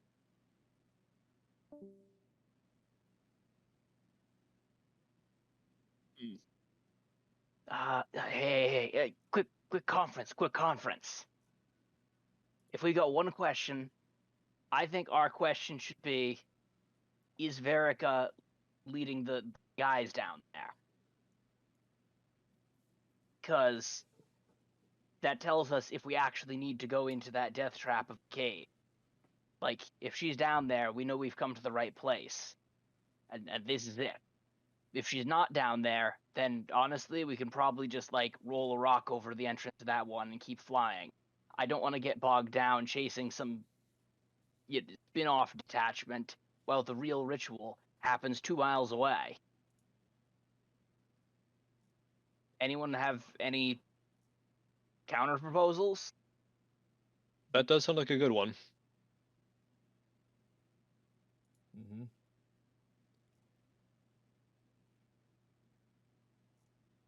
Yeah, they've got one All right. shot. That's a pretty good shot.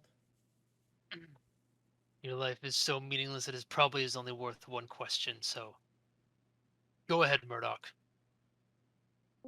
And Borif will pull his blade away from the man's throat.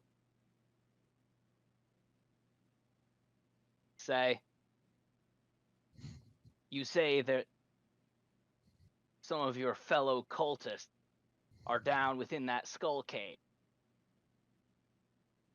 Is the one known as Verica among them? Yes, she is. Ever since. And he looks around and he pauses. Wait a minute. You're the agents of Ascent.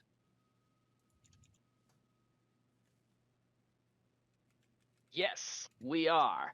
I will produce my official, Rentham approved Agents of Ascent identification badge and hold it out.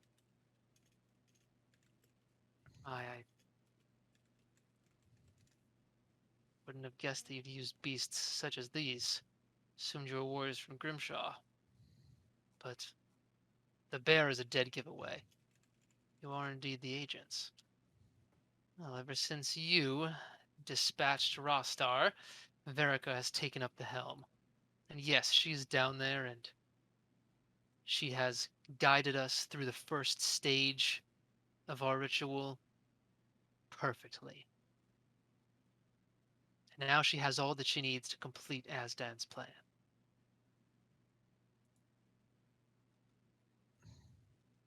So, Honorable Knight, are you true to your word? May I go?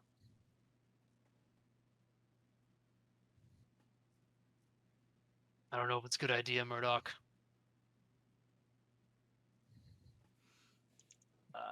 We did promise not kill him. Who are we if we're not people of our word? Did we explicitly promise we would let him go, or simply that we wouldn't kill him? I said I'd let him go. Well, I think that there's room for interpretation. Perhaps we'll let him go on a ride back to Grimshaw with Thana. Hmm? I'm not sure we're going to have much use for these bats once we're inside that cave. That does seem like the safest option. Yes. Yes. My main concern, though it pains me to say it, is not judging this individual man, but preventing him from warning his allies.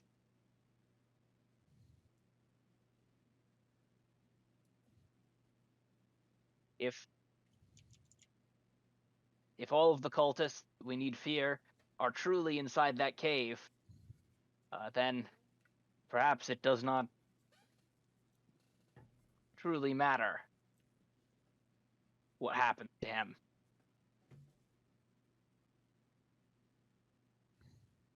I think we should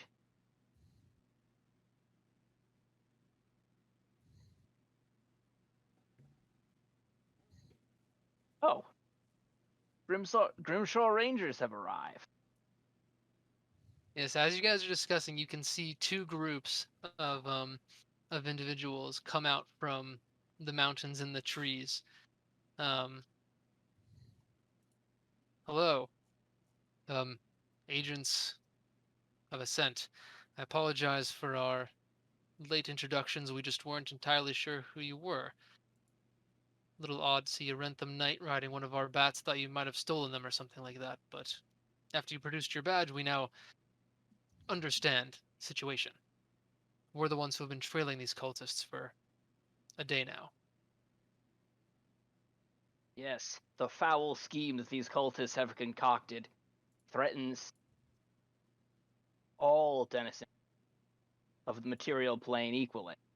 And though I never expected to ride into battle on the back of one of these dire bats, I admit I am heartened by the knowledge that your king feels the threat as keenly as we back in Rentham do.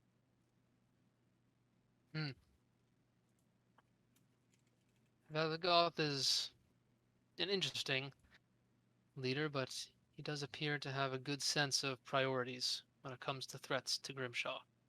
This is obviously the greatest one that we've seen in some time. We would be more than happy to take this prisoner back to the castle. That is excellent.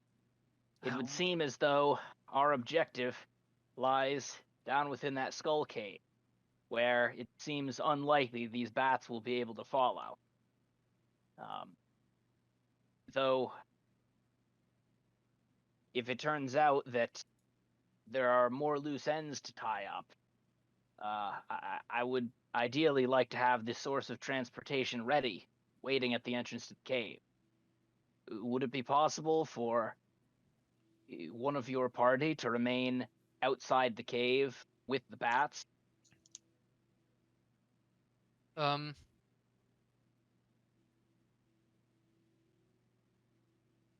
yes, I think that the gravity of the situation would warrant the use of some of my men just standing outside of a cave, waiting for you to be finished. Not exactly the best.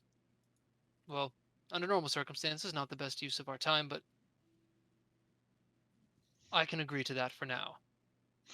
Um, I think that we need some kind of way to communicate, and you need some way to alert us that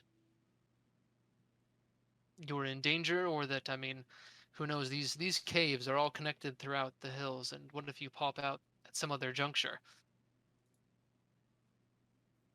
Would you just want to backtrack, or do you have any means of contacting us through magic or device? I do have a question. We eliminated the entire group that was outside, but we didn't follow this group into the hills. How much larger is the whole group? Do you guys have any idea how many of them could be inside the cave? Yes, the group is fairly large. I mean, they pretty much took all of the cultists, from at least my understanding, that were living in Necrotia and brought them all to this cave. I'd say that the group, what you just fought outside, is probably a mere sixth of the entire force.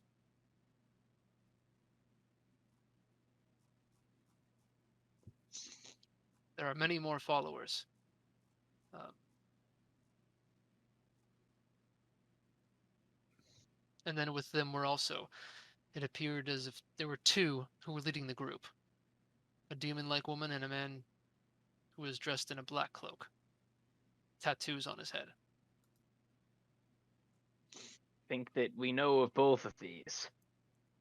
Did you see all of these cultists disappear into that cave?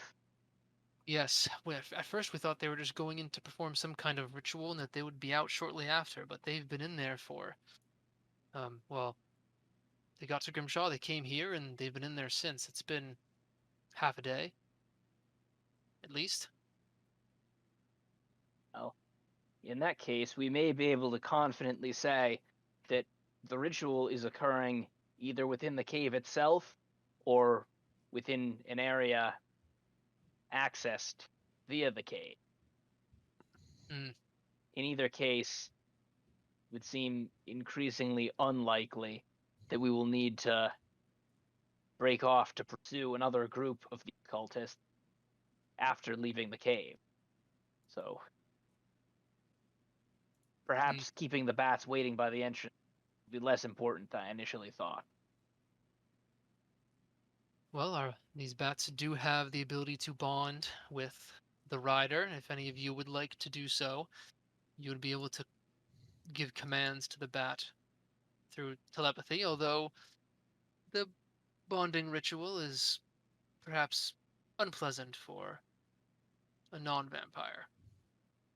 How time consuming is the ritual? Very quickly as it takes for a bat to sink its teeth into its prey. Hmm. Strike will arch his eyebrows at that. Seems like a valuable bond to have. I've never let a horse bite me before, but it hasn't stopped some of them from trying. As I said, the bonding ritual will be in effect for 72 hours after the host has received the bite of the bat. So you have to get bit every 72 hours if you want to bond with one of these things for a long time. That's a lot of bat bites. Unless the bat takes a particular liking to you, then perhaps it could last longer. There are some bats that bond for life after the first taste of the Well, host's me, blood, but Ambrosia, that's and I rare. had a rough start, but we're starting to get to know each other pretty well. Uh, I think that this Ambrosia is such a valuable resource that I can't possibly say no to this opportunity. Very well then. Please get down off of Ambrosia, and I will ask her to do the bonding ritual. That's teeth are big, right? Like very big. Yeah, oh yeah, very large. Hmm. Strike is going to have a nervous sweat. Mhm. And he's going to start to talk to Ambrosia in Piran, so none of you can understand what he Uh, is saying. Excuse me. In fact, I have rudimentary Pirin because I read that book Hmm. one time, so I feel like I should be able to understand at least the basic words if he's saying them. Yeah, you can hear him say the word the and a and bond and accept question mark, kind of with the question mark inflection. Okay. And then Ambrosia will look Strike dead in the eyes with its little beady red glowing pupils, and it will raise itself up onto its hind legs and outstretch its wings, almost about to like engulf Strike, and then it will just slowly lower its mouth, uh, hovering above Strike's neck before piercing Strike's skin, and it doesn't go very deep, um, just enough to break the surface of the skin. But as soon as you get bitten, Strike, there's this intense pain that you feel that begins in your neck and spreads to your chest and to your head. It feels like this instantaneous headache.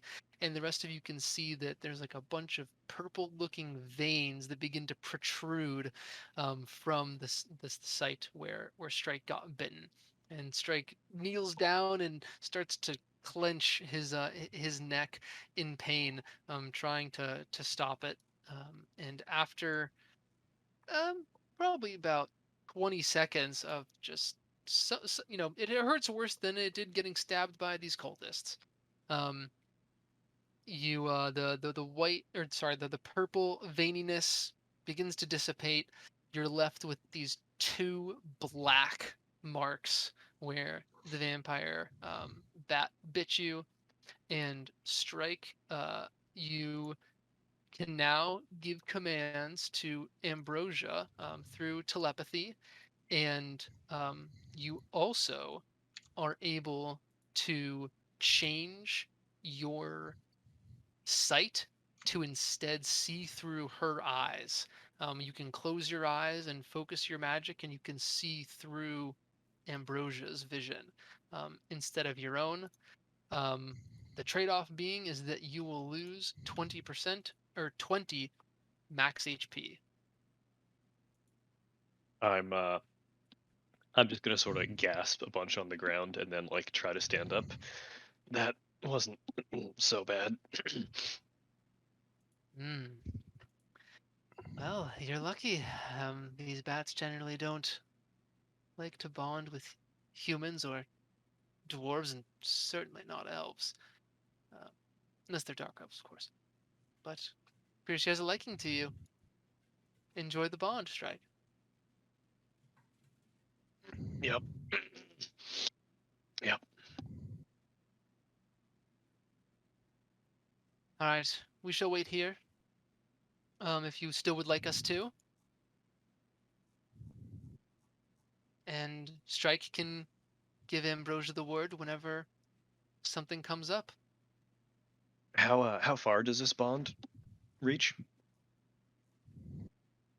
It's we've never encountered an instance where the two were too far apart that it did not reach. Excellent. Yep. Excellent.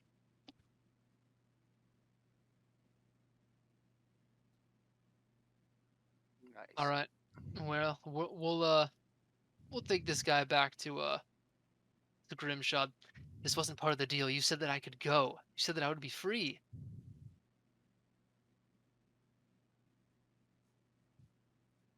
Hey guys, there is still a bounty on his head.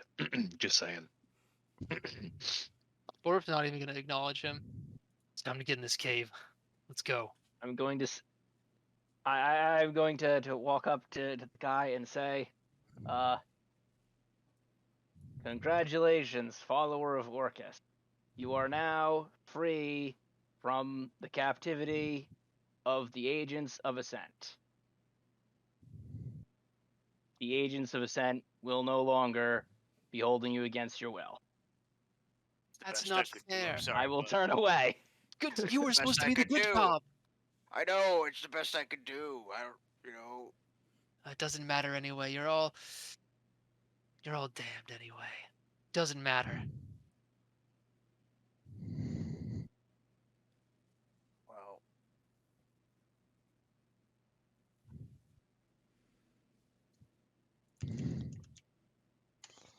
are we all ready to enter this cave and face what might be our toughest challenge yet?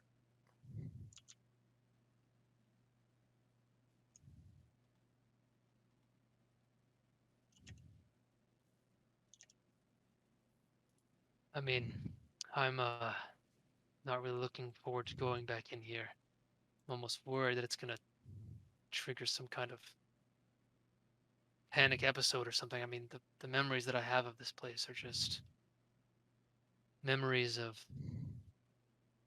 when I had no control over myself and when I committed acts that cannot be forgiven.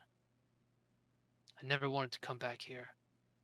You know, I could imagine this brings back haunting memories, but the only way you can truly conquer them and move on is to face it. And we are here to support you and get you through this. One last time. I don't know what kind of residual energies from Rajuk still lay in this cave. If he starts to try and get at me again, don't hesitate. I'd rather die than become what I was again.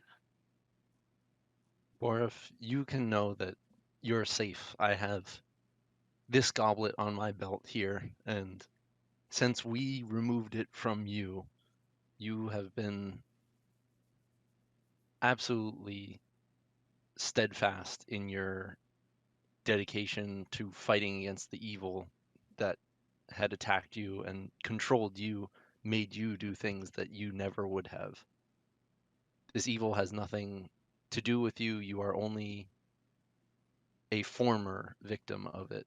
But today you can return here and, as Dunbar said, bury those memories and bury any doubts you hold about yourself. Then bury them we shall. Thank you, Shigari and Dunbar.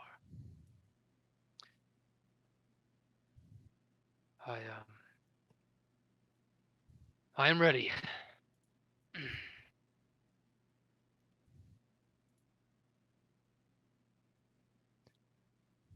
And not only for yourself, but you can free those who have also become victims of this evil. free them from their bonds, hopefully while preserving their lives, but doing what is necessary.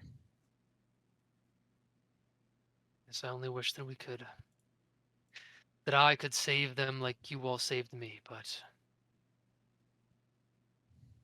the will of the old gods appears too strong in some of these individuals.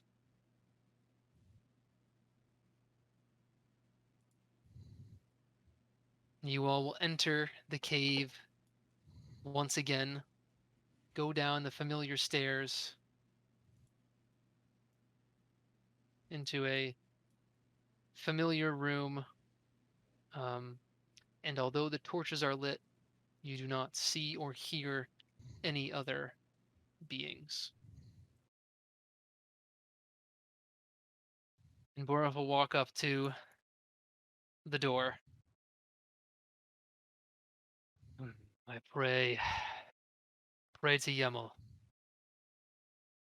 that the shrine has been destroyed or something. I'm not sure that I can look at it again. And you all remember that last time you were here, you entered Oh, that room with the giant shrine um, to some kind of cloaked, hooded specter figure that kind of resembles Asdan, and you saw like a human sacrifice up there, if you guys remember.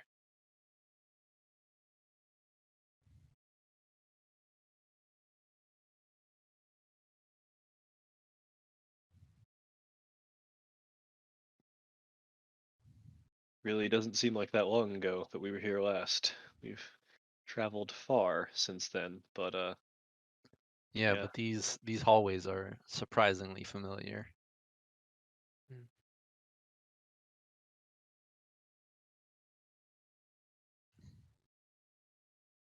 Well, as you said, today we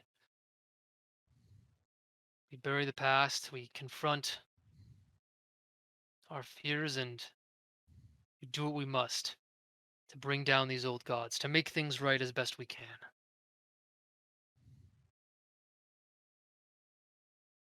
The fate of the world and worlds beyond our own depend on it. For ourselves, for our close ones, and for others. And Borov will close his eyes and open up the door and take a step into it.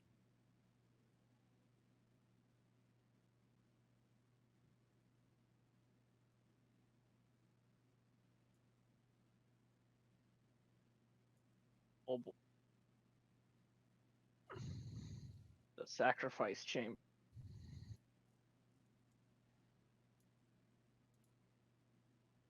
And just as before, you can see the cauldrons of fires which are still lit, and the various statues with cloaked figures and skull faces still remain just as they did previously, and a rune inscribed on the center rug just as it was when you were here last.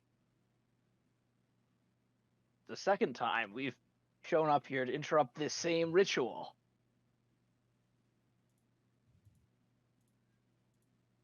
Although this time it appears that you are too late. Borif will open his eyes and slowly make his way over to the statue.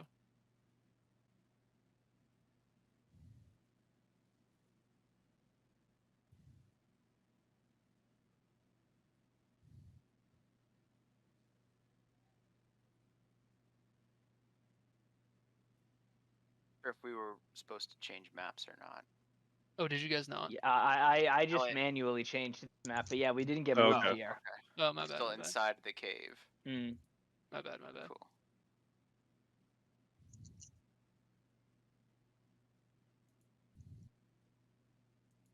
Is there no one here?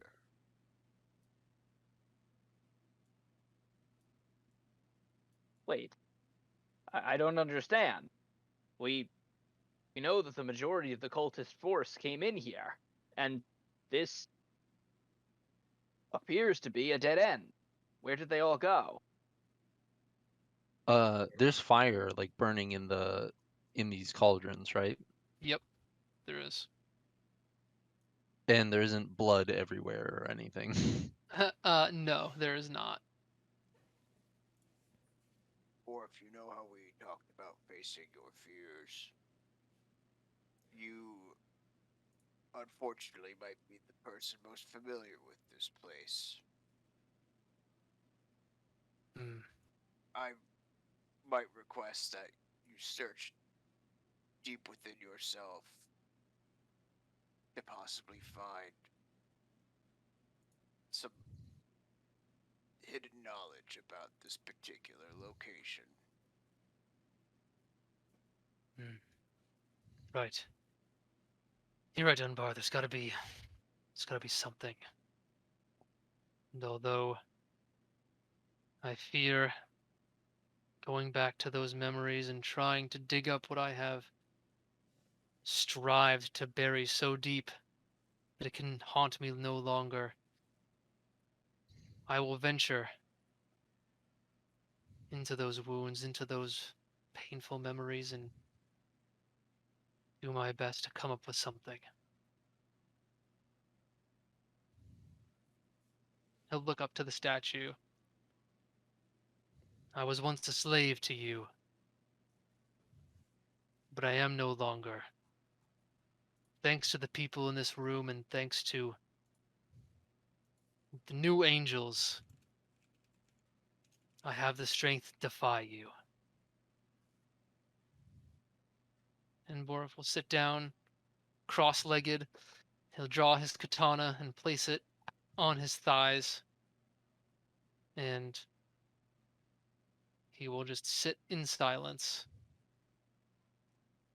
attempting to access his memories of this place.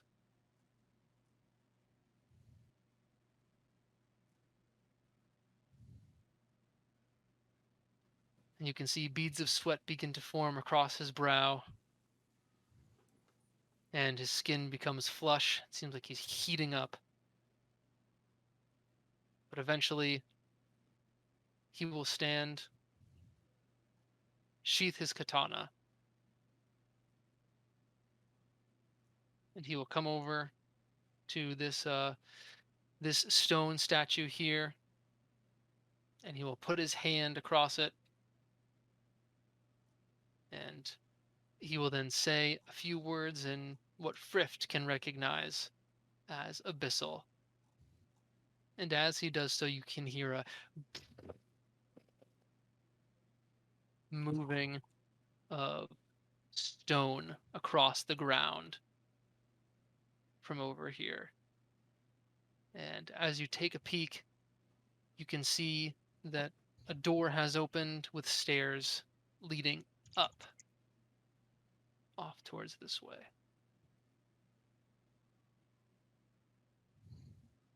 And Borif will dab his face with his cloth that hangs at his waist, and he'll come up and extend a hand to Dunbar. Dunbar will reach out with both paws and grab his hand and say, You've done well, reaching deep into the darkness. Know that without your past experience, this world may have never been saved. What you've just found may be our key to success. So thank you, Borif, for all you've done. Now I'll continue to do all that I can. Let's go. Let's go slay some old gods.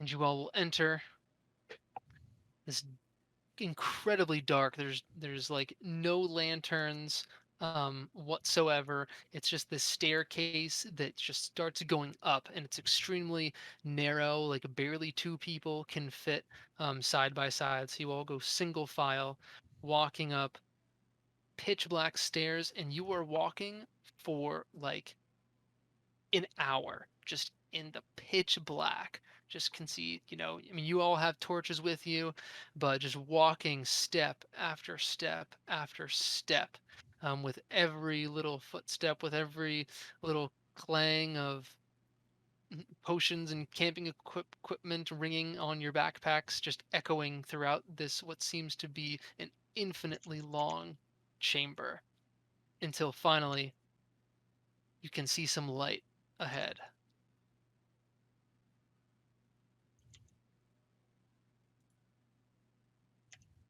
And the staircase widens as torches are now illuminating this one corridor, and you can see bright light shining from atop it, which indicates to you that potentially it leads to the outside. And you said we're going up this whole time? Yep, you're going up this whole time. Oh.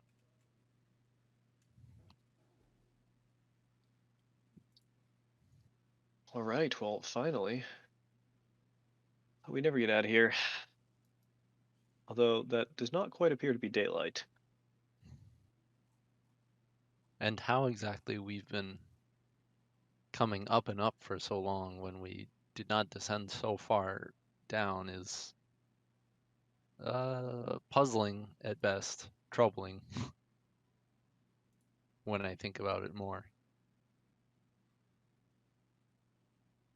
Well, only a quick couple hundred feet more, and then we'll get out of here. So let's get to the top, and then you can puzzle through that on the outside. Starting to get a little claustrophobic in here.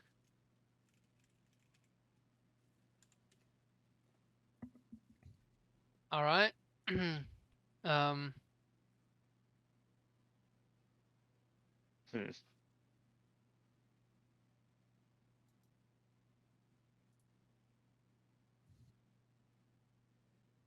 Wait, was this not a puzzle door? That totally looks like a puzzle door.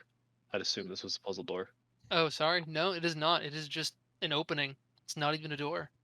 Oh, It's just it just leads to it actually leads right to the outside. The outside. The outside. And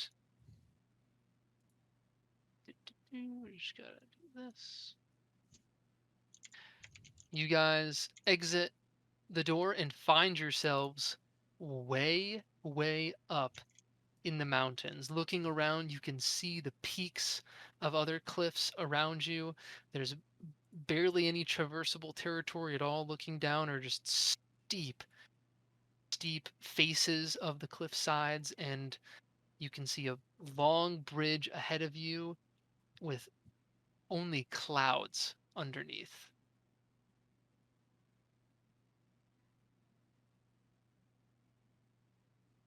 I don't remember seeing this when we were flying over.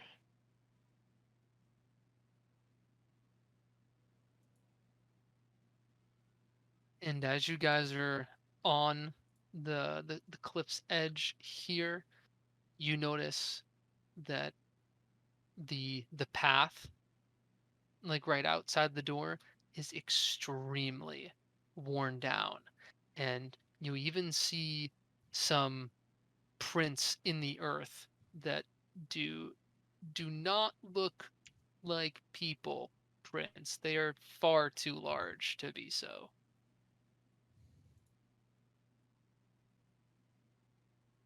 Do they look like bat prints? Um, they look like some kind of animal. You're not exactly sure what kind. You can do like a skill check, an animal prints check if you like. Wait, Um, we came out of this door, and the prints are going which way? across the bridge. Oh, Um, this.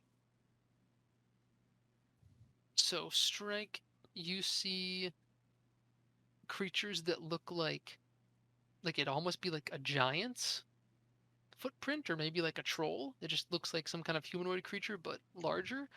And then, strangely enough, you also see hoof prints like that of a horse or a cow, some kind of hooved animal, but they're giant hoof prints. I don't like the signs of those. I don't like those at all.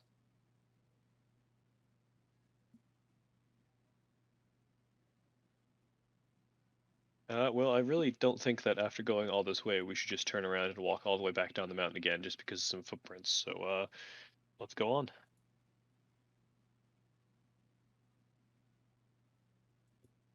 You guys will walk across the bridge, which actually is fairly stable and sturdy, a lot more than you were expecting it to be, that's for sure. Um, Well, if it held a giant, I've got pretty good faith in this thing. yeah, no, yeah, for sure.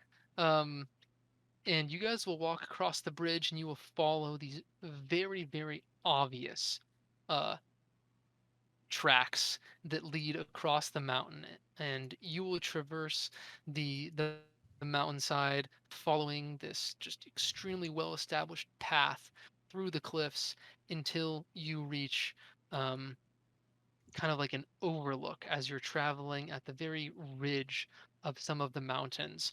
It reaches an overlook um, just as the sun is rising. You guys have been hiking through these cliffs through the night, and as the sun begins to peek its little head over the mountaintops, you are you are met with a sight to behold. Oh, I'm beholden. Please hold. I The am now beholding. overlook.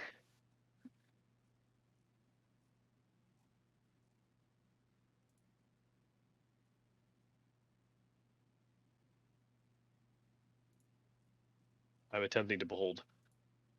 Asset 55 is a real Yeah. doozy. Yeah, it might be.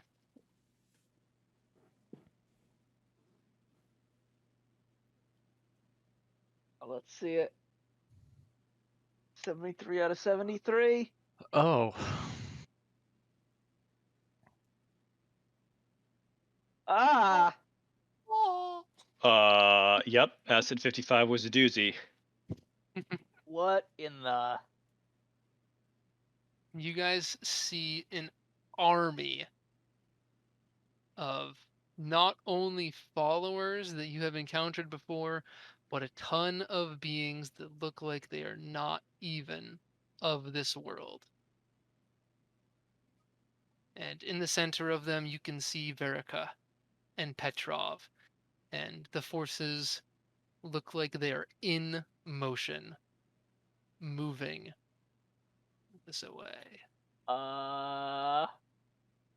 God damn it. They completed the ritual like 2 days early.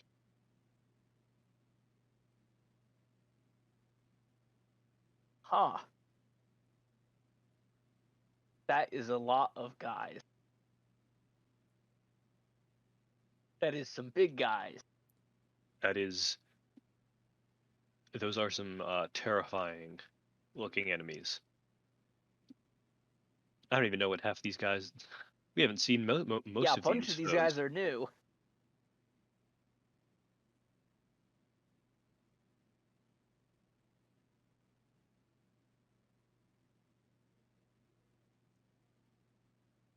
Are any of them flying, or are they all just walking? They are all just walking. Oh my And God, they're the walking sun towards us. Nope, away from you Oh, guys. away from us. Okay, okay. Yep. You didn't set their facing, so I don't know. I didn't really know.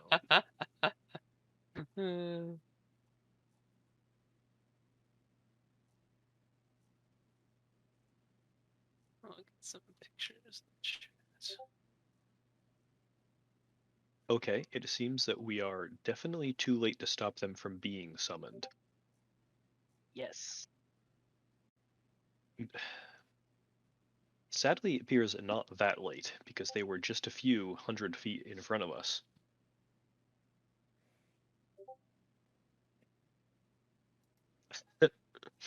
Uh,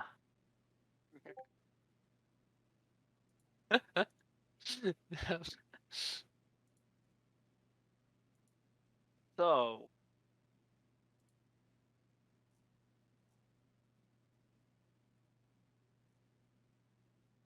So what do you guys want to do about this is the question. ah, Normally, no. normally I just propose we attack, but we might be slightly outnumbered here. Yes. Um. Well, we are not currently prepared to engage this force of enemies on our own. I believe this means we will require the assistance of some of the allies made over the course of our journey. Unfortunately, we just trekked through a big mountain to get here. So we can't Luckily, realistically go find them manually. Fortunately, you have a psychic connection with that bat. I should be able to call that bat and all of the bats back to us, shouldn't I? I can tell that bat to bring the bat friends. Need a lot more bats. That does sound useful. The problem is, so those bats are just sort of like sitting around at the entrance to the cave without any people watching them. Is that accurate? There are vampires who are watching the bats. Ah, okay. So, problem is, can't like talk to the vampire through the bats. We can have the bats fly away in our direction, which like may alert the vampires that something is going on, but I don't think they would assume that this is what was going on. So we could look behind us and see this landscape. Is this landscape familiar at all to us from when we were just flying, or is it completely different? It is familiar. You guys are like at the very edge of the cursed hills. It looks like you climbed up through the cursed hills and are now at like one of the peaks, like near the edge of like the Rentham border. So though these forces are marching north from the cursed hills, like about to come down into like the Tiberus Pass as they make their way down through the cliffs, is where it Speaking looks of like they're Ren, heading. do we still have the communicator to communicate with Ganzen? Yeah. Cool. He's back in Rentham. I think this is type of situation that might uh be enough. This may be beyond the capabilities of just the agents of Ascent. Perhaps we should tell Ganzen to tell people in Rentham to like get the military to come to the Tiberus Pass.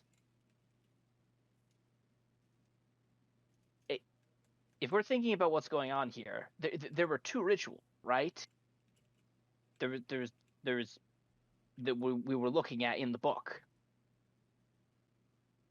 So maybe the cultists successfully completed the first ritual, which is what summoned this gigantic army of Abaddon's demons, like, to the material plane.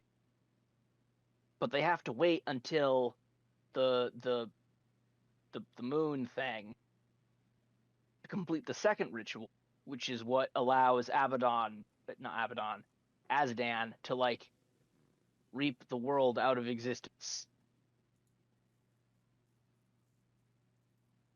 Which means that within the next 2 days, we need to fight this gigantic force of demons in order to prevent it from completing the second ritual, is my current understanding of the situation. We need to gather all of our allies.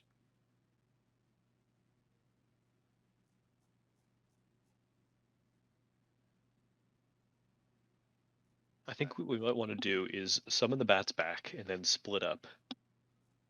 Fly to various allies that we have. That might not even be fast enough, though. How fast can these bats fly? Like really fast, or only like horse speed? Faster than horse for sure. Okay. Wait a second. Yeah, we flew. How long did it take us on bat back to get from Grimshaw to the cave? Like an hour. Like the bats are fast. Oh, the bats are fast. Yeah, like Okay. think about I like need if a goggles. horse is a car, the bat is like a plane. You know, like it's like way faster. I absolutely need goggles to fly this bat. Yeah. So we could realistically split up and fly to our various allies and attempt to get them to rally their troops in time to meet this force somewhere. Yes. So yes, we need to. This army looks very strong. We need as much manpower as possible in order to defeat it. Which would mean contacting as many allies as possible. In addition to that, we probably need to keep tabs on the army because it looks like it's on the move. So we need to split into some number of different groups. So someone's got to stay here with shadowing this force, and other people have to break off and go to the various nearby centers of civilization. Well, the larger a group is that's meaning to hide, the more likely they are to get caught. But if we're going to be watching this army, we have to be very careful. I would, looking at our group here, I would think that Orf is probably the most adept at hiding in plain sight. Yes, I know these cliffs fairly well, and I can traverse them with swiftness. I am more than happy to tail this group.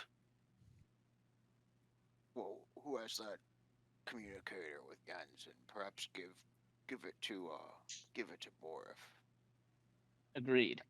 But perhaps first we should use it to communicate with Gansen and immediately inform him of what we were seeing. We should Yes. also get like an estimated count of like the strength of this force of demons, just to impress upon those we speak with the severity of the situation.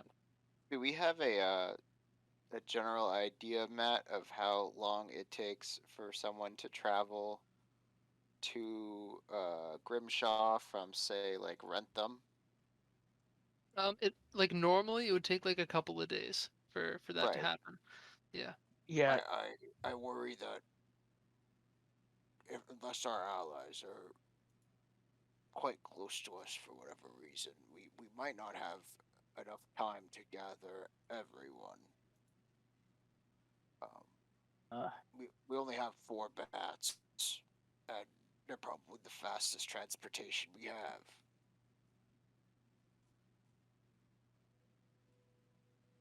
Maybe we need to tell Grimshaw what's going on and bring their forces forward.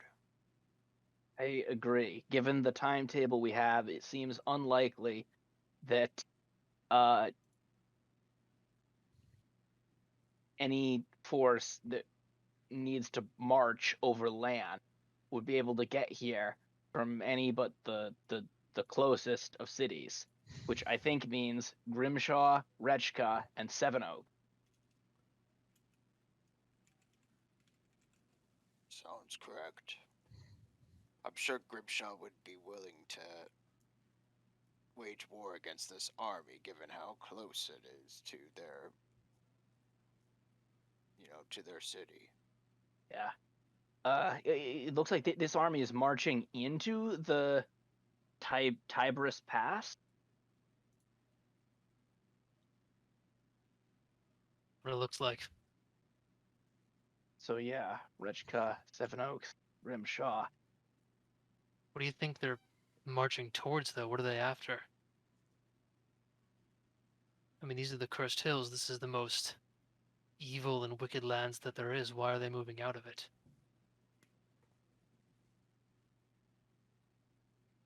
That's a good point. Yeah, we definitely need to figure that out. Um, They well, wait a need second. Is not cursed. Maybe they need something. I mean, they obviously need something that they don't have right now. When I look down there, I see a bunch of undead, scary looking creatures. Maybe they need souls. At the start of this whole thing, we took a trip where we began, I believe, in the Seven Oaks, and we passed into Sungar. Did we travel north through the Great Hunt Wilds on that trip? We did, right? We went through the Great Hunt Wilds Yeah, to Ozercade. you've done both, yeah. But you've traveled through there. I'm trying to remember, where was the one where we ran into that like golden deer thing? That was the Great Hunt Wilds. Yep. Okay. Well, this demonic army has 2 days to get wherever it's going, right? Mm. So that's actually enough time to march a fair distance. It is. I mean, it could get to Seven Oaks.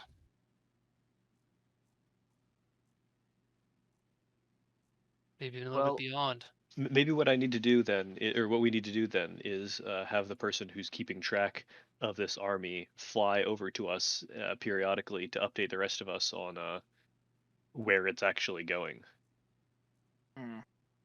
Well, if they're going into the Tibris Pass, if they wanted to go south, they would have just not gone north of the Cursed Hills to begin with. You know, they left the Cursed Hills and went into the Tibris Pass. So we can assume that they're not heading towards Grimshaw, because that wouldn't be the right way to go. That means they must, and if they're in the pass, they can't really go north either, because the Evergreen Cliffs are basically impassable. Transporting an army through there sounds impossible, which means they must either be going west into Sungar or east into Rentham. If we could figure out which one of those it was, it could narrow down where we think they're going. Yeah, I'm just trying to think of what's important that could be anywhere. I mean, they can't make it to Kingsbridge not with an army this size in 2 days. I mean, it has to be Rechka or Seven Oaks or the Feywilds or the Evergreen Cliffs. I mean, that's it. Well, what I'm wondering is, shortly after this whole adventure began, we ran into that golden deer in the Great Hunt Wilds, which those Rowan soldiers and that wolf beast agreed was a powerful magical creature of great rarity, and a sign of something that had changed. And then, I believe, in the same area, we witnessed that those two powerful beings, that angel and the demon, fighting on our way back from Kalamar. Those two events combined may be an indication that those woods are home to some sort of deeper magical power that perhaps is of interest to these cultists. Maybe that's the location for their ritual. I mean, why else would those two powerful divine beings be fighting over some random patch of woods? Was that near Ozerki or Rechka? We went to a town and warned them about the big fire the fight had. It was near Rechka because that's when Rechka was like, "You guys need to leave and never come back," because things just Ah, started to get bad when you showed up like a few times. cool. What do we Um, know about the Helsig Thicket? The what? It's next The to Rechka. yes, the Helsig Thicket. I mean, Brograd can tell you guys that it's just like a very dense, wooded, hilly area that's really good for it's very good for hunting. It's not as great as like the Great Hunt Wilds, but um, it's just very dense forest.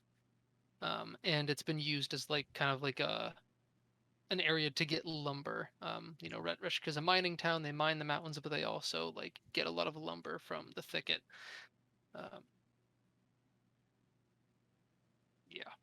And you guys remember that speaking of like the angels and demons, why they were like out in the woods fighting is because I believe that was like one of the objects like fell from the sky around there, and that's why you guys like Oh. went over there. Ah. Okay. Hmm. Well, in that case, we may not have so many. What was that? What object fell from the sky over there? Was that the cube?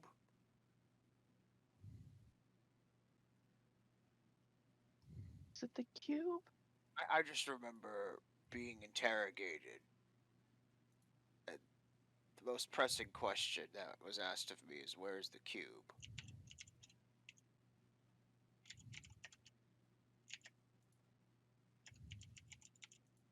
Maybe it Yeah, was the cube. Well, I think it no. had. Well, no. Wait a second, because wasn't it okay? We went somewhere. We had the cube. No, we had the cube. We were going to Kalamark for. Oh, right. We the sword fell from the sky near Seven Oaks, and we went to the Seven Oaks Church to pray for angelic guidance, and were unsuccessful, and decided to go to the biggest church, which was in Kalamark. So Mhm. we traveled through the Great Hunt Wilds to get to Kalamark. En route Kalamark, something fell from the sky, and we collected it.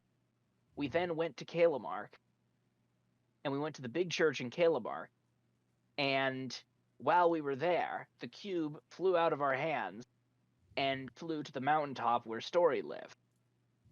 So we followed it and met Story there, and he explained some things to us. Then we were on our way back to Rentham when the two divine beings fell to the earth and began fighting each other. Right. Yeah, I think That's actually the what you guys sequence of saw. events. Yeah, what you guys saw fell from the sky. Actually, you're right. It wasn't an object. It was actually just the angel itself. I think the angel and demon Yeah. themselves. So, Well, we're running out of time. We need to make some decisions. So I'm yeah. going to be trailing. This army will probably be Yes. less conspicuous if I don't have a bat. I can't imagine they'll be traveling that fast. Mm, We need to warn Grimshaw, Rechka, and Seven Oaks of what's to come. agreed. Right. So, the bats, we've called the bats, right? Strikes. Have you called the bat strike? Oh yeah. I called it back a long time ago. Okay, yeah, we've Okay. called the bats. They're en route. When the bats arrive, we're gonna split up. One bat's gonna go to Grimshaw. One bat's gonna go to Rechka. One bat's gonna go to Seven Oaks. Meanwhile, while we're here waiting for the bats / after the bats depart, we're gonna place a call on the speaking device with Ganzen, who is in Kingsbridge, to inform him of what has happened and request that he request that the Rentham military begin mobilizing against this threat. That leaves, and then I believe we will leave the speaking device with Boref, so he can continue to relay any new information to Ganzen as he learns it. Then Ganzen may find some way to communicate it with us. We don't have the other end of the device, so no matter who has it, they can only talk to Ganzen. So we may as well at least, I don't see anything more useful to do with the device. Hold on. Do I still have that blue bird in my fur, Blue or Bird? is that gone? I remember I was talking to one of the other agents and asked for a way to communicate with them, and he Oh, spawned a blue bird that's been sitting in my fur on the top of my head. Oh yeah, was that actually? Wait, did Story give you that bird actually? Yeah, I think it was Story. Yeah, I think Story gave you the bird, and he said just talk to the bird if you need to get to me. hmm. I think that's your Story communication device. Okay. Rory said he'd want to be here, so that's another contact. Speaking of other contact, remember, some of the other agents of Ascent were following him. They were due to reach Necrotia, half a day after we were? Mm. Which means, presumably, we got from Necrotia to Grimshaw at like a normal speed. So they're probably like half a day behind us getting to Grimshaw. And they should then be directed up into the Cursed Hills to follow us. So, like, those guys may be arriving at some point. We should definitely, endeavor to leave a message for them somehow. We don't want them just, getting lost wandering around the hill. Ideally, we want to route them so that they catch up with Boref. So that they can be ready to fight at our sides during the final confrontation. Sure, Maybe Story. we Right. yeah. I was gonna Okay. sure Story could get them here quicker than Okay. they otherwise could. Do we know where Story is? We never know where Story is. We can ask him. Wait, you have a bird that. Is the bird like a communicator with Story, or is it like you can That was the send whole- a single message to Story? I asked to be able to communicate with him, and he spawned a bird, and I put it on my head. That's all I know. It's been Huh. sitting there asleep for days. Perhaps we should wake up the bird. All right, I'll take one of my little paw fingers and pat the bird on top of its head. The bird will rouse and give a little. I'm gonna stick my finger out for the bird to jump on. All right, it'll perch on your finger. All right, I'll hold the bird out in front of the group and say, "Story, are you there?" And the bird will give out a few more little chirps. And then it will open up its beak and just leave the beak ajar, and and then you'll hear, "What's up, man? What's going on? You can caught hear me at a us? really good time, actually. I'm just in my garden, and I've got these new mushrooms coming in just great." Story, you remember when you said you wanted to be there at the very end? Well, let us tell Yeah. you, we found it. We found the end. We are currently here in the Cursed Hills, and we have found the old god's army. No. I'm man. Hold on. Slow down. Just give me 1 second. You still have that bird, right? Yes, that's how I'm talking to you right now, Story. Oh, good. Yeah. Okay. Right. You just give me 1 second, man. Hold on. Hold on. And the bird, still with its mouth fully ajar, like as wide as it can go, will then orient itself towards the group, and its eyes will start to glow green for a brief moment, and they'll go back to being normal bird eyes. Holy shit, man! That's a lot of freaking guys. You saw that? Yeah, I mean, how you guys are kind of close. You might want to back up, man. This is some crazy shit. Yes, we're in trouble. What you All said right, you're let in me your just garden? let me just finish this one guy right here. Just have to plant him real quick, and then I'll be on my way. Okay. You're just gonna find us. Yeah, man. I mean, you said you had the I've bird, got the bird. I've got the bird. Yes. so just don't lose the bird, and we're cool, man. All right. If you have any way of gathering help, we're gonna need all of it. I All don't know right, who you I know or how to do it. Story, honestly, I don't even care to understand how you do what you do, but we need everything. no We need all listen, of man. it. I got a good relationship with the Queen and Kalamark, and I'll let her know what's going on, and maybe we can get some people out there as fast as we can. We're gonna. I mean, how much time do we got? What are we 2 looking at here? days. Oh my gosh. Okay, that's not a lot of time, but I mean, we'll do the best we can. I mean, they got some flying beasts in Kalamark. We'll suit up our best warriors and get over there as fast as we can. Story. Yeah. Uh-huh. We we don't know where this army is going. You seem in tune with the mystical aspects of the land. Do you have any idea where this force might be going? Where within a day or two's march might be an ideal place to conduct a ritual of destruction? Hmm. Ritual of destruction. Well, these guys are we're after Azdan, right? They're all about the old gods, and where are the old gods right now? Uh, Currently they're in, well, either Abaddon or the Astral shit. plane.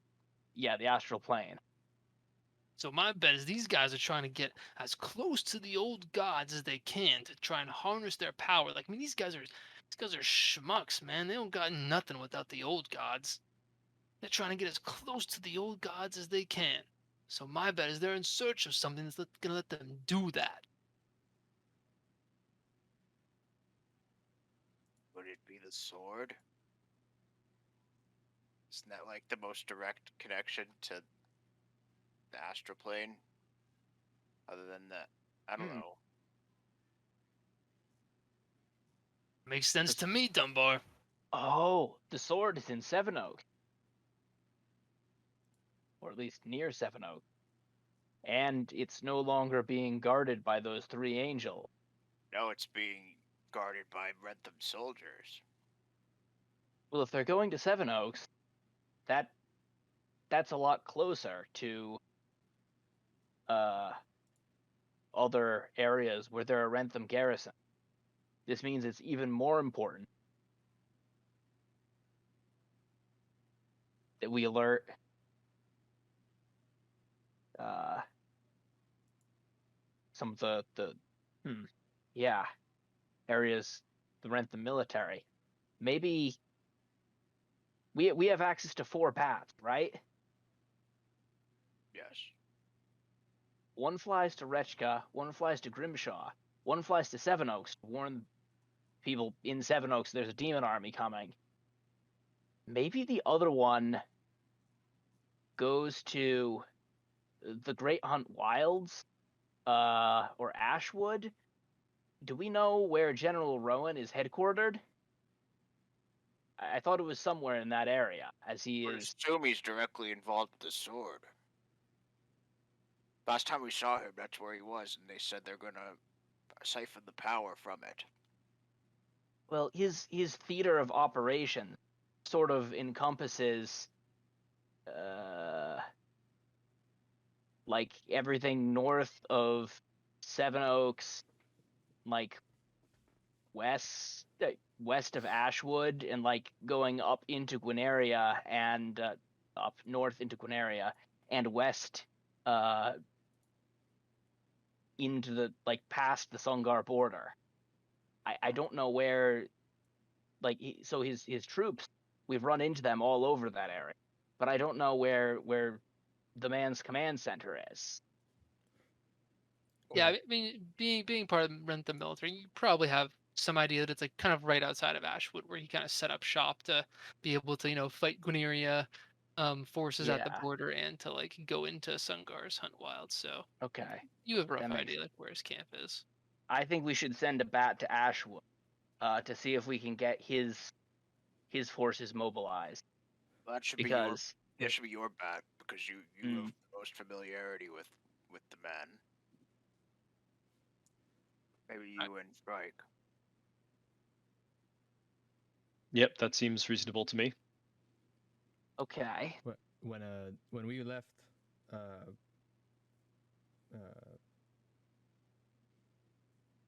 Rentham after the altercation with Ku and Kor, the one of the soldiers there said that Rowan was returning that day, and we told him to go meet up with Ganzen and help him out with the craziness that was going on there. So maybe Ganzen will know where Rowan headed afterwards, unless he's still there in Rentham or not. Well, in that case, why don't we call Ganzen on the Ganzen communicator right now? If he has more information about the state of events in Rentham, that could help us plan our next set of moves. Also, we're gonna need to speak with him soon enough, anyways. How do I hang up this thing? Well, no, don't worry. I'll hang up. I mean, and you'll be fine. Just keep the bird, all right? Yep, The bird is it's very in a safe important to me. place. Okay, good. So listen, I'm gonna get some flying forces from Kalamark, and I'll be over there before you know it. Thank you. Yeah, man, we finally get to do some stuff, man. This is so cool. I will And- put the bird on top of my head again. Yep, and the bird will close its mouth and resume its slumber, nestle into Dunbar's fur. All right, I made my phone call. Your turn, Murdoch. You guys will use the Ganzen communicator, but unfortunately he won't pick up. Uh-oh. Voicemail. Interesting. Well, shoot. Why would Ganzen not be available? Maybe he's on the toilet. Listen, I can call him, all right? We need to get moving. Okay. I'll let him know what's going on, and I mean, it sucks that you all won't be able to get an idea either, but I mean, we're all gonna have to meet up in a day's time around the Tiber's Pass anyway, and we can talk then. Oh, yes. This brings us to where do we all want to be gathering? Rogrod, Retska said that you should never come back, right? I think you should go back. I mean, this is your isn't it your home? Yeah, no. Yeah, I mean, right, you didn't mean that, you know? Right, I know.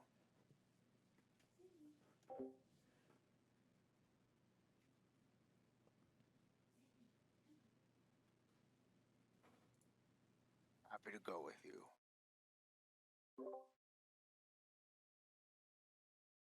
All right, we got those two in Rechka. Well, yeah, so where do we want to gather? Do these bats, like, sense each other? No.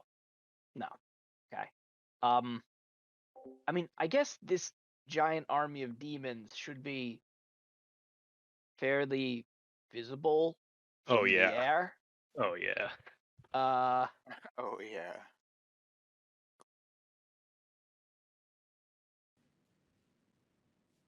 Well, look, we're under. I think our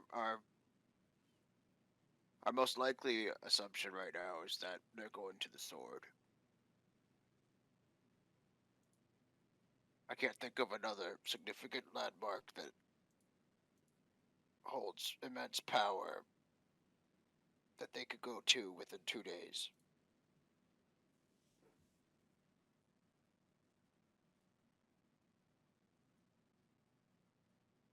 Yeah. So basically, I think the decision is: do we try to meet up at the army or at the sword, which is where we think the army is going?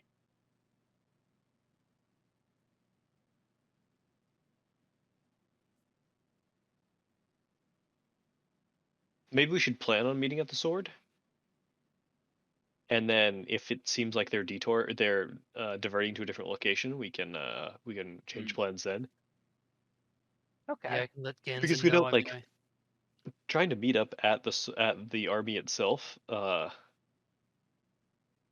could be shoot us out of the logistically sky. difficult. Yeah.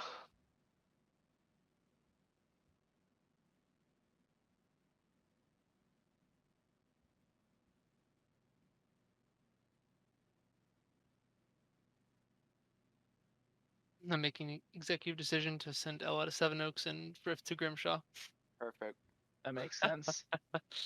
So then it just depends on where Shigure wants to go. If he wants to join, if he wants Ella to be solo or Frith to be solo, or if he wants to go with Borif on the shadow plan. He's also kind of You're both stealthy. Yeah. agile. Yeah. I'll stick with Borif, I guess. All right, cool. Feels kind of right. It does feel kind Okay. of right. Well, That's true. Boros just went through a traumatic experience. It might be best not to leave him alone immediately afterwards. in a in this case though, you know, if Seven Oaks is going to be our destination, you know, we're all going to be going there anyways. Perhaps Ella sticks with Thrift. I don't to accompany Grimshaw. And then I can No, you can stay with Borders, but like, you know, Oh. if we're all meeting up at Seven Oaks anyways, I suppose then that's we'll be able to true. warn them there. And I don't know. Yeah, don't Seven feel so Oaks much about is us all separating. between No one's us. alone. Yeah, Yeah. Seven Oaks is sort of like in a direct line between our current location and Ashwood. So I suppose that Strike and I could make a brief stop there to warn them to begin like preparing the city's defenses before we continue on to find Rowan. This sounds like an excellent plan. Yeah. Also not also not good to leave anyone alone. I think with this army we see down there, you know, we don't know what could be coming up, and so True. This does mean that we only require the use of 3 of our 4 bats, which is perhaps a good thing. It means that the following group can keep a bat with them in case they need to make a quick getaway if they're discovered. Or alternatively, you know, if the army like changes path, they may need to use the bat to like fly around and alert people path Well, of the army. Remember, the follow group's going to need a way to get to Seven Oaks, so that Yeah. is the only way. Okay. This is Cool. this is looking pretty good. All right. so this is it. Sounds good. We'll all go out on our missions and gather as many forces as we can, and then we'll meet where this whole thing began, at the sword. Yes. May the angels be with all of us.